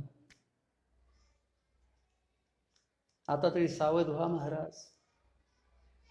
कल करंत आज कर, आज करंत आब, अवसर बीता जात है फेर करेगा कब. ते स्वामीजी सांगायचे नामसुदाचे. कभी तो भी करना तो अभी कर लो, न्याल हो जाओगे. जो अभी नहीं करता कभी नहीं करेगा. स्पष्ट भाषा होती त्याची. तिन्ही भ्रांती एक पण साच, तिन्ही भ्रांती एक पण साच. लक्षात ठेवा, विसरायचं नाही. प्रकाश येते एक सरी समिती आहे, प्रकाश येते समिती जगदाकार आहे, हे जसं विसरायचं नाही तसं तिन्ही भ्रांती एक पण साच. सारांश सांगितलाय महाराज. हा महत्वपूर्ण त्रिपुटीचा विचार सांगितला आणि ती त्रिपुटी कशी आहे सांगितलं आहे. भ्रांती आहे. मी तुपणाची थोर आली बोली, मी कोण हे ओळखी बुडारी, अहं विवेके काया जडधारी, गुरु गारुडी बोलवा माऊली ओ, लोभ सरपण कला करू काय. हे बावडी भंग पडी महाराज. सगळ्यांनाच असा भ्रम आहे, एका दोघाला नाही म्हणून तो भ्रम वाटत नाही. भ्रम वाटत नाही म्हणून भ्रम जात सुद्धा नाही. का जात नाही? सगळ्यांना तसाच भ्रम आहे. माझी बायको, माझा मुलगा, माझं घर. वेळ येते बायको नाही, घर नाही, मुलगा काहीच नाही. आमचं बोलणं पटणारच नाही तुम्हाला. तुमच्या मनाच्या विरुद्ध आम्ही बोलतोय. पटवून घेतलं तर बरं होईल, कल्याण होईल तुमचं. पण पटणार नाही मला निश्चित माहिती. आमच्याकडे सांगायचे दोन गोष्टी माणसाला पटत नाही. सगळं पटते तुम्हाला, दोन गोष्टी पटत नाही. साधनामध्ये वैराग्य पटत नाही आणि साध्यामध्ये मिथ्यात्व पटत नाही. ऐकतो आपण, वाचतो, सांगतो, पण आपल्या स्वतः अनुभवात घेता का सांगा, हा प्रश्न आहे. आपण लोकांच्या वैराग्याचं वर्णन करतो. आमच्या ते महात्माला असा वैराग्यवान होता महाराज, चांगला नकुटी सुद्धा नाही, कोणताच संग्रह नाही. तुम्ही धरा ना तसं नाही, आमच्याकरता नाही. आमची विश्वासते आम्हाला आवडते. लोकांच्या वैराग्याचं वर्णन करतो आम्ही. मिथ्यात्वाचा आम्ही विचार एवढा सांगतोय, तिन्ही भ्रांती, पण मात्र संसार सत्य समजतोय. नाही तर अर्थ काय त्या सांगण्याला. असा अनुभव आला पाहिजे. तिन्ही भ्रांती एक पण साच, तिन्ही भ्रांती एक पण साच. बड्या लोकांनी भ्रांती महाराज, विद्वान, शास्त्री, पंडित, रामाचार्य, मध्वाचार्य, वल्लभाचार्य, एकापेक्षा एक बडे आहेत, पण तरी भ्रांती जात नाही. जाते तो खरोखरच महाराज महान गुरुजीसारखा महात्मा असतो. ज्या गुरुजींना सगळ्या समितीचा प्रकाश दिसत होता आणि त्रिपुटी त्यांना अत्यंत भाव वाटत. कोणताही व्यवहार करायचा व्यवहारच नाही वाटायचा. भ्रांती. 25वी ओवी लक्षात ठेवा, चिंतन करा महाराज. चांगदेवाच्या निमित्ताने तुमचं आमचं भाग्य उजळलं आहे. त्या अशा आम्हाला ऐकायला मिळत आहे, वाचायला मिळत आहे, काही कळतं आहे. बुद्धी आम्हाला तशी आहे कळण्यासारखी. याच्यापुढे आम्ही अधिकार आणला तर आम्हाला अनुभव असतो, आणता येईल. अवघड काही नाही. असं अवघड संसार कठीण असणार तो तुम्ही करून दाखवता, हे तो सोपं आहे, करून दाखवू शकता. ही फार सोपं आहे. आपल्याला करण्याकरता बुद्धी भगवंताने दिली आहे. अधिकारचा आपल्याला आणता येतो, काहीच अवघड नाही, फक्त मनावर घ्यावं लागतं. मात्र तिन्ही भ्रांती एक पण साच. इथे माझी गाडी आडली म्हणून वेळ जास्त घेतला आहे. खरोखरच महाराज, ज्या माणसाला भ्रम कळला त्याचा भ्रम राहत नाही, आणि भ्रम गेला तरच परमार्थी केला हो, हे विसरू नका. भ्रमात राहून संसार करतात, परमार्थी करतात. भ्रमात होतो का महाराज? होतो. भ्रमात चोऱ्या करता येतात, भ्रमामध्ये श्रीमंत होता येतं, भ्रमामध्ये निवडून येता येतं, भ्रमामध्ये सगळंच करता येतं, फक्त मुक्त होता येत नाही. एकच फक्त अडचण पडते, भ्रमात सगळं करता येतं. तुला जास्त चांगलं करता येतं, भ्रमातच करता येतं. जे करता येते भ्रमातच करता येतं. आणि तो भ्रम एका जन्माचा नव्हे. जर तुम्ही हा भ्रम या जन्मात नाही तर जन्मोजन्मी हा भ्रम शिल्लक राहणार नाही. अशी कोणतीच सोय कोणत्या देहात नाही भ्रम घालण्याची. फक्त याच देहात सोय महाराज डोळे उघडले पाहिजे. भगवंताने मनुष्य देह दिला, केवढं भाग्य. भरतखंडी नरदेह प्राप्ती, तो परम भाग्याची संपत्ती आत्माला म्हणतात. म्हणून लक्षात घ्या महाराज,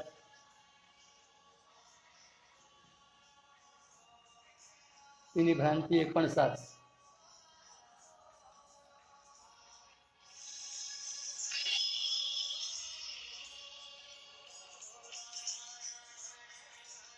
हे मंत्र तेव्हा एक पण साच आहे ते धरा. ते पुढे अतिलपणा हा भ्रांती आहे, काढून टाका.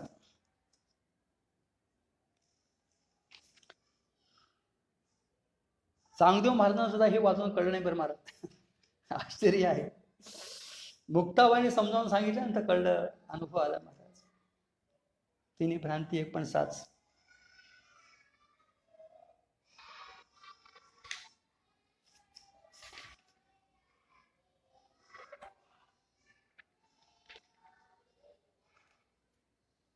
दर्पणाच्या आधी शेखी मुखासाठी असे मुखीमध्ये उभी राहिली, 26 उभी राहिली वाटते.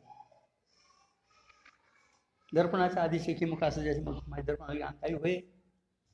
दर्पणाच्या अगोदर आणि शेवटीचं मुख आहे. मुखाचं काय आहे? दर्पण पाहताना तरी काय आहे? काय होतं महाराज?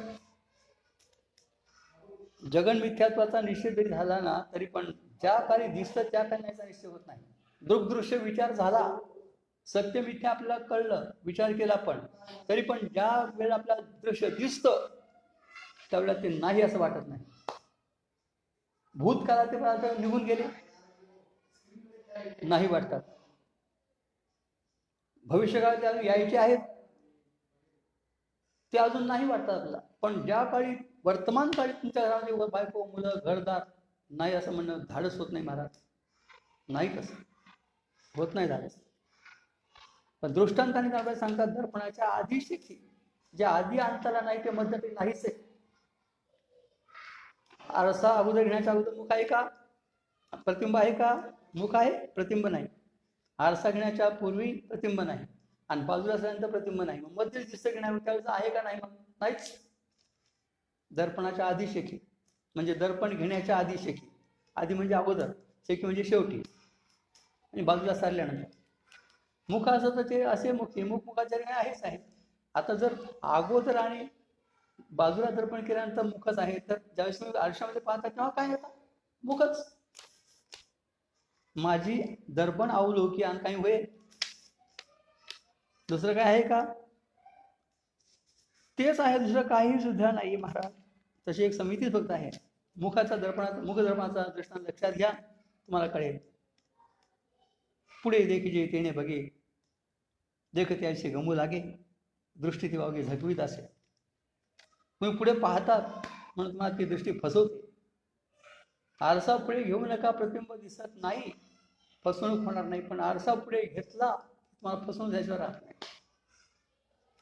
मनुष्य न्याहाळून बघतो त्या आरशाकडे. आरशातलं खरं नाहीये, इथं गळ्यावर खरं आहे. त्या मुकडा देखील दर्पण मी सांगायचे. एक नवरा असा बाहेरून आला, बाई आपला शृंगार करून आरशापुढे उभी राहिली होती. प्रतिबिंब पडलं त्या आरशामध्ये नवऱ्याच. ते हसायला लागले. कोणाला पाहून हसायला लागले? त्या आरशातल्या प्रतिबिंबाला पाहून. मागे खाली नवरा बाहेर मागे आलेला आहे, तो तिने पाहिलाच नाही. तिला हास्य वेडे तिथे नाहीये, इथे आहे. हे कळतं कुठे महाराज? आम्हाला पुढचंच पाहणं बरं वाटतं. काय असेल ते असेल, फार मोठं आश्चर्यच आहे. माणसाला जे आहे खरं ते पाहावं वाटत नाही आणि खोटं मात्र धरून बसावं वाटतं, तसे व्यवहार करावा वाटतो. जन्मजन्मी संस्कार असे झालेत महाराज, आजच ते मजबूर आहे. एक तर आपले संस्कार तसे दृढ झाले आणि संगती पण अशाच लोकांची आपण करतो. म्हणून संगती बदला आणि संस्कारी बदला गुरु नेहमी सांगायचे. संगत संतने की करले, जन्मगा सार्थ कचू करले. त्यांच्या संगती बघून जे भ्रांत आहेत त्यांच्या संगती, काय दारुड्याच्या संगतीत बसायचं आपण चांगल्या माणसाने? कळत नाही तुम्हाला? तसं भ्रांत लोकांच्या संगती बसायचं नाही, बसायचं. जे विभ्रांत आहेत, जे ब्रह्मानुभवी महात्मे आहेत त्यांच्याजवळ बसा. वैसता संताचे संगती, कळू आले कमळापती, आपले कोणीच नव्हती, विषयची तीव्र झाला. कुणाच्या संगतीत बसावं? आणि कोणते संस्कार कोण घ्यावे त्याची जबाबदारी आपल्यावर आहे. भ्रामक संस्कार कोण घेऊ नका महाराज. संस्कार बदला. जग सत्यत्वाचे संस्कार खूप दृढ झाले आहे. आपल्या स्वप्न मिथ्या असून देखील स्वप्न खरं वाटतं आपल्याला पाहताना. दिसत ती स्वप्न टिके जागृती ठाऊके. स्वप्न मिथ्या जागृतीत कळतं तुम्हाला, पण त्यावेळेस राहतं काय? ज्यावेळेस पडतं तेव्हा तुम्हाला मिथ्या कळतं का? मग कुठे स्वप्न तुम्हाला जे त्यावेळेस सत्यच वाटतं मला. पाहिलं की ते खरंच आहे, खोटं नंतर विचार ठरवायचं. मग रज्जू सर्प दिसला तरी खराच वाटतो पाहणारला, मग विचार करण्यात आले नाही दोरी आहे. शिंपले खरंच वाटतं, काही दिसलं की खरंच. भोळेपणा आहे महाराज, भ्रांतपणा आहे. भोळेपणा आणि भ्रांतपणा आहे, आणि भ्रांती जन्मोजन्माला पुरते महाराज. असं समजू नका तुम्ही. गफलत मत रहिना बेटा जब सिर पर मारेगा सोटा. कबीर महाराज म्हणतात, दयाळू करुणेने म्हणतात महाराज. संगतीही बदला आणि संस्कार पण बदला. विचार करा, आधी आणि शेखी.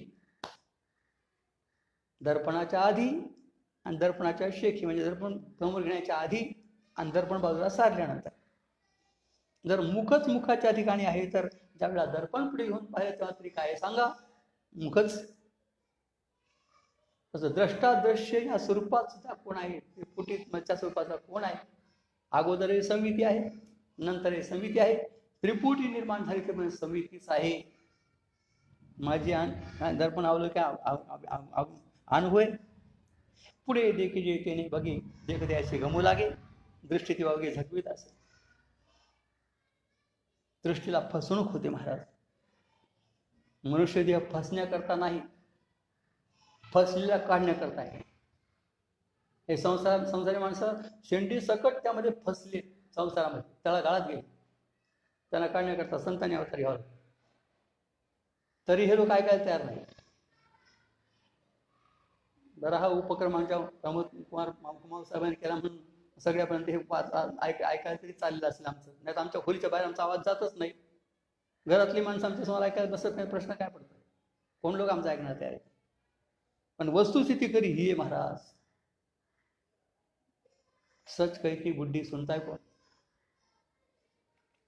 नाविलाज होतो मला साधू संत सुद्धा हात टेकतात ते. काय की जे मूर्ख नसेविता नसरे. दृष्टी ती वावगी झटवीत असेल. आता ते आयुष्यातलं प्रतिबिंब जसं पाहते काली नाहीच आहे, तसं पाहते काली जाते पुढे नाही. दृश्य पाहता त्या दृश्य नाही.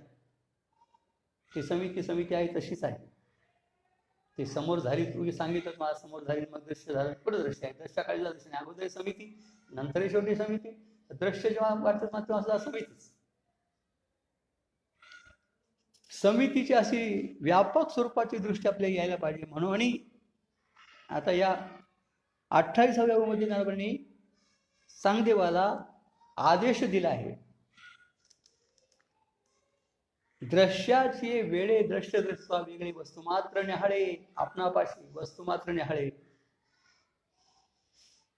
चांगदेवा त्रिपुटी पाहू नकोस. ज्या वेळेला तुला दृश्य दिसतं तेव्हा दृश्य नाही सांगितले तुला. समितीच प्रकाशित होते आहे.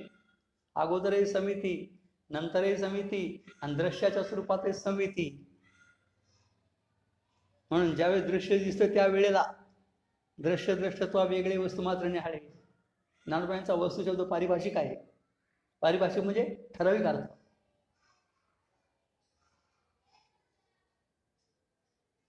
तसा अनिर्वचनीय शब्द पारिभाषिक आहे. सदसद विलक्षण अनिर्वचनीय वेदांत शास्त्रामध्ये पारिभाषिक अर्थ आहे. तसा इथे वस्तू शब्द ज्ञानोबांचा पारिभाषिक आहे. आपण कोणत्या पदार्थाला वस्तू म्हणतो? तो भास असतो. वस्तू कशी काय म्हणतात त्याला? रज्जू भासला सर्प आहे का? नाही, भास आहे. आरशात दिसलं प्रतिबिंब भास आहे का? वस्तू आहे, भास आहे. स्वप्नात दिसले पदार्थ भास आहे का? वस्तू आहे. मृगजळ भास आहे का? वस्तू आहे.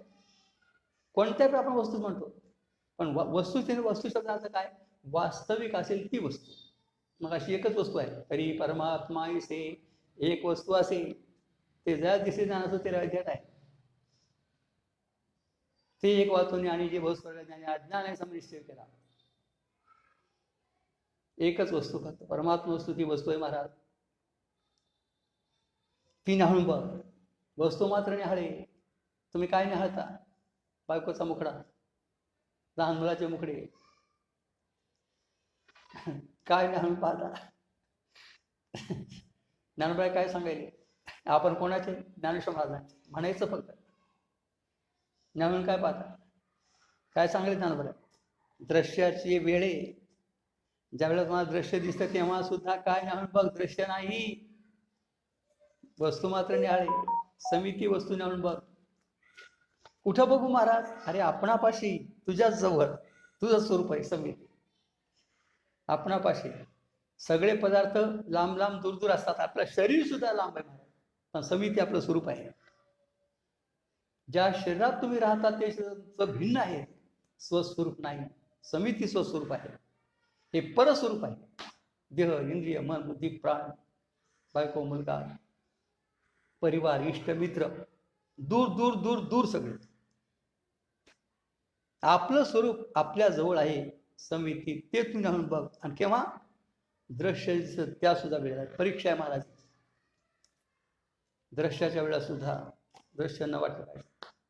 पुढे तुमच्या समोर ताट वाढून ठेवले जेवायला, झालाच असेल स्वयंपाक, जेवायची तयारी झालीच असे. पदार्थ पदार्थ न वाटले पाहिजे. पोळी पोळी नाही, भात भात नाही, वरण वरण नाही, आमटी आमटी नाही, शिरा शिरा नाही, जेवी नाही. सगळी समिती समिती समिती समिती. जमेल का? जमेल का? जमेल का? प्रयत्न करून बघा. आपले संत महात्मे जे जमत नाही ते कधी सांगत नाहीत, ते लक्षात ठेवा. जे जमतं ते सांगतात. दृश्याची वेळे, प्रवचनाची या वेळ नाही म्हटलं, लक्ष देऊन वाचा. एकांतात बसण्याच्या वेळेस म्हटलं नाही, दृश्याची वेळ आहे. एकांतात बसा तेव्हा सांगितलं नाही. आपण जेव्हा प्रवचनाला बसतो त्यावेळेस म्हटलं नाही, कीर्तन करताना म्हटलं नाही, दृश्याची वेळ. ज्या वेळेला तुम्ही समोर दृश्य नाही, दृश्य बाजूला सारायचं नाही. नाही, बाजूला सांगण्याचं वेगळं, ती समिती आहे.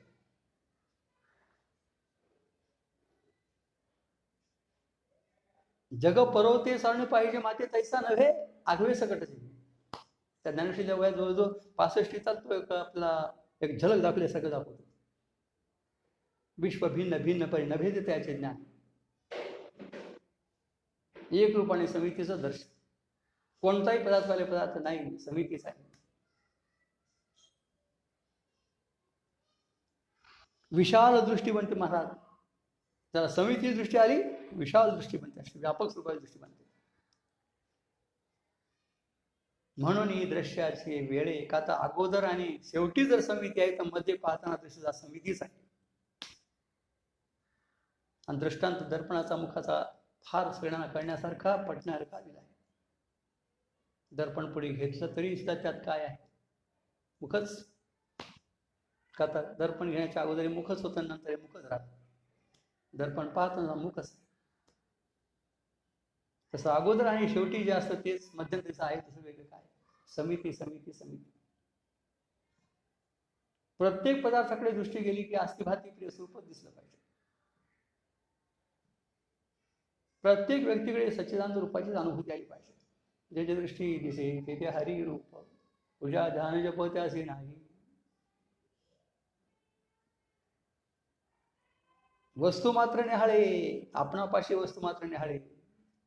2 वाक्य करायचे एका वाक्याचे. दृश्याची वेळ, त्याच्यावर जास्त भर द्यायचा. दृश्याची वेळ. पदार्थ दिसतात तेव्हा पदार्थ वाटत नाही, अशी भूमिका वाचस्पती मिश्रांची होती. 5 मिनिटं बोलली, सांगतो ऐका महाराज. बिहारमध्ये आंध्रा ठाडी नावाचं गाव आहे, आणि तिथे वाचस्पती मिश्र, 5 मिश्र होते त्यावेळेला. वाचस्पती मिश्र, भामतीकार, त्यांची अशी भूमिका होती. त्यांना लिहिण्याची अशी स्फुरणा येत होती. लिहायला बसले की त्यांना काही कळायचंच नाही किती लिहायचं, काय किती वेळ गेला. घरी पाहून नाहीच. आमच्या गुरुजनांना सांगण्याची स्फूर्ती येत होती. रात्री 12-12 वाजता केव्हा सांगतच राहायचं. एखाद दिवस नजर गेली तर किती वाजले मुली, 12 वाजले, अरे झोप झोप म्हणायचं. भानच नसायचं त्यांना, सांगतच राहायचं. सांगण्याची स्फूर्ती होती. तसं भामतीकार वाचस्पती मिश्रांना लिहिण्याची स्फूर्ती यायची. एक ग्रंथ लिहिण्याकरता घेतला आणि तो ग्रंथ लिहिता संध्याकाळ झाली, रात्र झाली आणि घरात एवढं दारिद्र्य की दिवा लावला तेल सुद्धा नाही. म्हणजे माहिती याला खरी गरीब म्हणतात. आज असा गरीब कोणीच मला सापडणार नाही. बाई मोठी शहाणी विचार केले की आपल्या नवऱ्याच्या लिखाणामध्ये प्रतिबंध होईल म्हणून कुठून तरी सनकड्याची पेंडी आणली आणि ती काडीकडे घेऊन रात्रभर प्रकाश पुरवला. त्यांचं लेखन चाललं. अशा 1 रात्र 2 रात्र 1 दिवस गेला. 2 रात्र 2 दिवस गेल्यानंतर 3रा दिवस उजाडल्यानंतर समोर बघितलं आणि विचारलं, आपण कोण? कोणाला? आपल्या बायकोला विचारलं. त्याने सांगितलं, महाराज मी आपली पत्नी धर्मपत्नी आहे. असं कशाचा कचरा पडलाय? मग तुम्हाला 2 रात्र 2 गेल्या आहेत, प्रकाश पुरीला तर सनकड्याचा कचरा पडलाय. असं प्रसन्न झालं, म्हणाले सांग काय पाहिजे तर. आता ज्या बाईच्या तेल दिवायला तेल नाही त्या बाईने काय मागावं? ते म्हणजे तुम्ही असताना मला काय पाहिजे? तुम्ही आहेत ना, समजा मला काही नाही पाहिजे. त्यांनी स्वतः त्या ग्रंथाला भामती नाव दिलं आहे. बड्या विद्वान पंडितांच्या तोंडामध्ये भामती ग्रंथ शब्द झाला. याला म्हणतात दृश्याची वेळी दृश्य वेगळे वस्तू मात्र निहाळी. बरं का, मला आठवण झाली म्हणून सांगितलं. आपल्याला पावत असेल, माऊलीने आमच्यावर कृपा करावी महाराष्ट्र. देहभान वर्जित अवस्था अशी व्हायला पाहिजे. परमार्थाचा औपचारिकपणा चालत नाही महाराज. संसारात दाक्षिण्य चालतं, औपचारिकपणा चालतो, कपट चालतं, सगळं चालतं, सगळं खपतं. परमार्थात नाही. करी आईशी दशा येईल माझ्या अंगात, चित्त पांडुरंगात धरत असेल. हे लॉकडाऊन झालं ते बरं झालं. माझ्याकडे खूप मला बरं वाटायला लागलं महाराज. इतकं चिंतन मी करतो, खोली बसून की विचारतो. तुमचं ते 1 तास 1.5 तास सांगतो, पण आता दिवसभर चिंतनच करतोय. आणि अशी भूमिका आपली बनली पाहिजे असं मी प्रयत्न करतोय. तुम्ही पण करा, ही मुद्दाम सांगतोय आपल्याला. दृश्याची वेळे दृश्य दृष्टा वेगळे वस्तू मात्र निहाळे, आपणापाशी वस्तू मात्र निहाळे. आपणापाशी वस्तू मात्र निहाळे, आपणापाशी वस्तू मात्र निहाळे. कुठं बाहेर जाण्याची गरज नाही महाराज. परमार्थामध्ये आपल्या जवळ आहे. संसार सगळं बाहेर आहे. आणि त्याकरता बाहेर मरायचं, बाहेर खेळी व्हायचं, खूप बाहेर भटकायचं. आपण भटकी आहोत. आपल्या घरात राहायचंच नाही. आपणापाशी शब्द मुद्दाम महत्वाचा दिलाय ज्ञानपरीने. तुझ्याच जवळ आहे, तुझं स्वरूप आहे. तुझ्या जवळ सुद्धा नाही, आपणापाशी म्हणजे तुझं स्वरूप आहे ते न्याहून बघ. म्हणून दृश्याची वेळे दृश्यत्व वेगळे वस्तू मात्र निहाळे आपणापाशी. दृश्यदृष्टांचा वेगळाच आहे तरी समितीच, द्रष्टादृश्य स्वरूपात आहे तरी समितीच, आणि द्रष्टादृश्य स्वरूप नसले तरी समिती. कुंडली गौरदे हरी विठ्ठल श्री ज्ञानदेव तुकाराम विठ्ठल. कुंडली गौरदे हरी विठ्ठल श्री ज्ञानदेव तुकाराम. आता विश्वात्मके देवे येणे वागिरणे तोषावे, तोषोनी मज द्यावे पसाय दानही. जे खळाची व्यंकटे सांडो तया सत्कर्मी रती वाढो. भूता परस्परे बळो मैत्र जीवाचे दुरिताचे तिमिर जावो. विश्वस्त धर्म सूर्ये पाहो, जो जेवाण शील तो दिलाहो. प्राणी जात वर्षत सकळ मंगळे, ईश्वरनिष्ठांचे माली गाळे. अनवरत भूमंडळी भेटो तया भूता, सदा कल्पतरुचे अरब. चेतना चिंतामणीचे गाव, बोलती अर्ण पियुषाचे चंद्रमे जलांशन. मार्तंडचे तापहीन ते सर्व आयुषदा सज्जन सोयी होतो. हिंबवना सर्व सुखे पूर्ण होणे तिन्ही लोके. भजिजोवादी गुरुकी अखंडित आणि ग्रंथोपजीवे विशेषे लोकी. दृष्टादृष्ट विजयी वा विजयत म्हणे श्री विश्वेश्वराव. हा होईल दान पसाव, येणेवरे ज्ञानदेव सुखिया झाला. येणेवरे ज्ञानदेव सुखिया झाला. येणेवरे ज्ञानदेव सुखिया झाला. तथासु पुंडलिक वरदे हरी विठ्ठल श्री ज्ञानदेव तुकाराम माऊली ज्ञानेश्वर महाराज की जय. पंढरीनाथ भगवान की जय. सद्गुरुनाथ महाराज की जय. रामकृष्ण हरी. श्री विठ्ठल.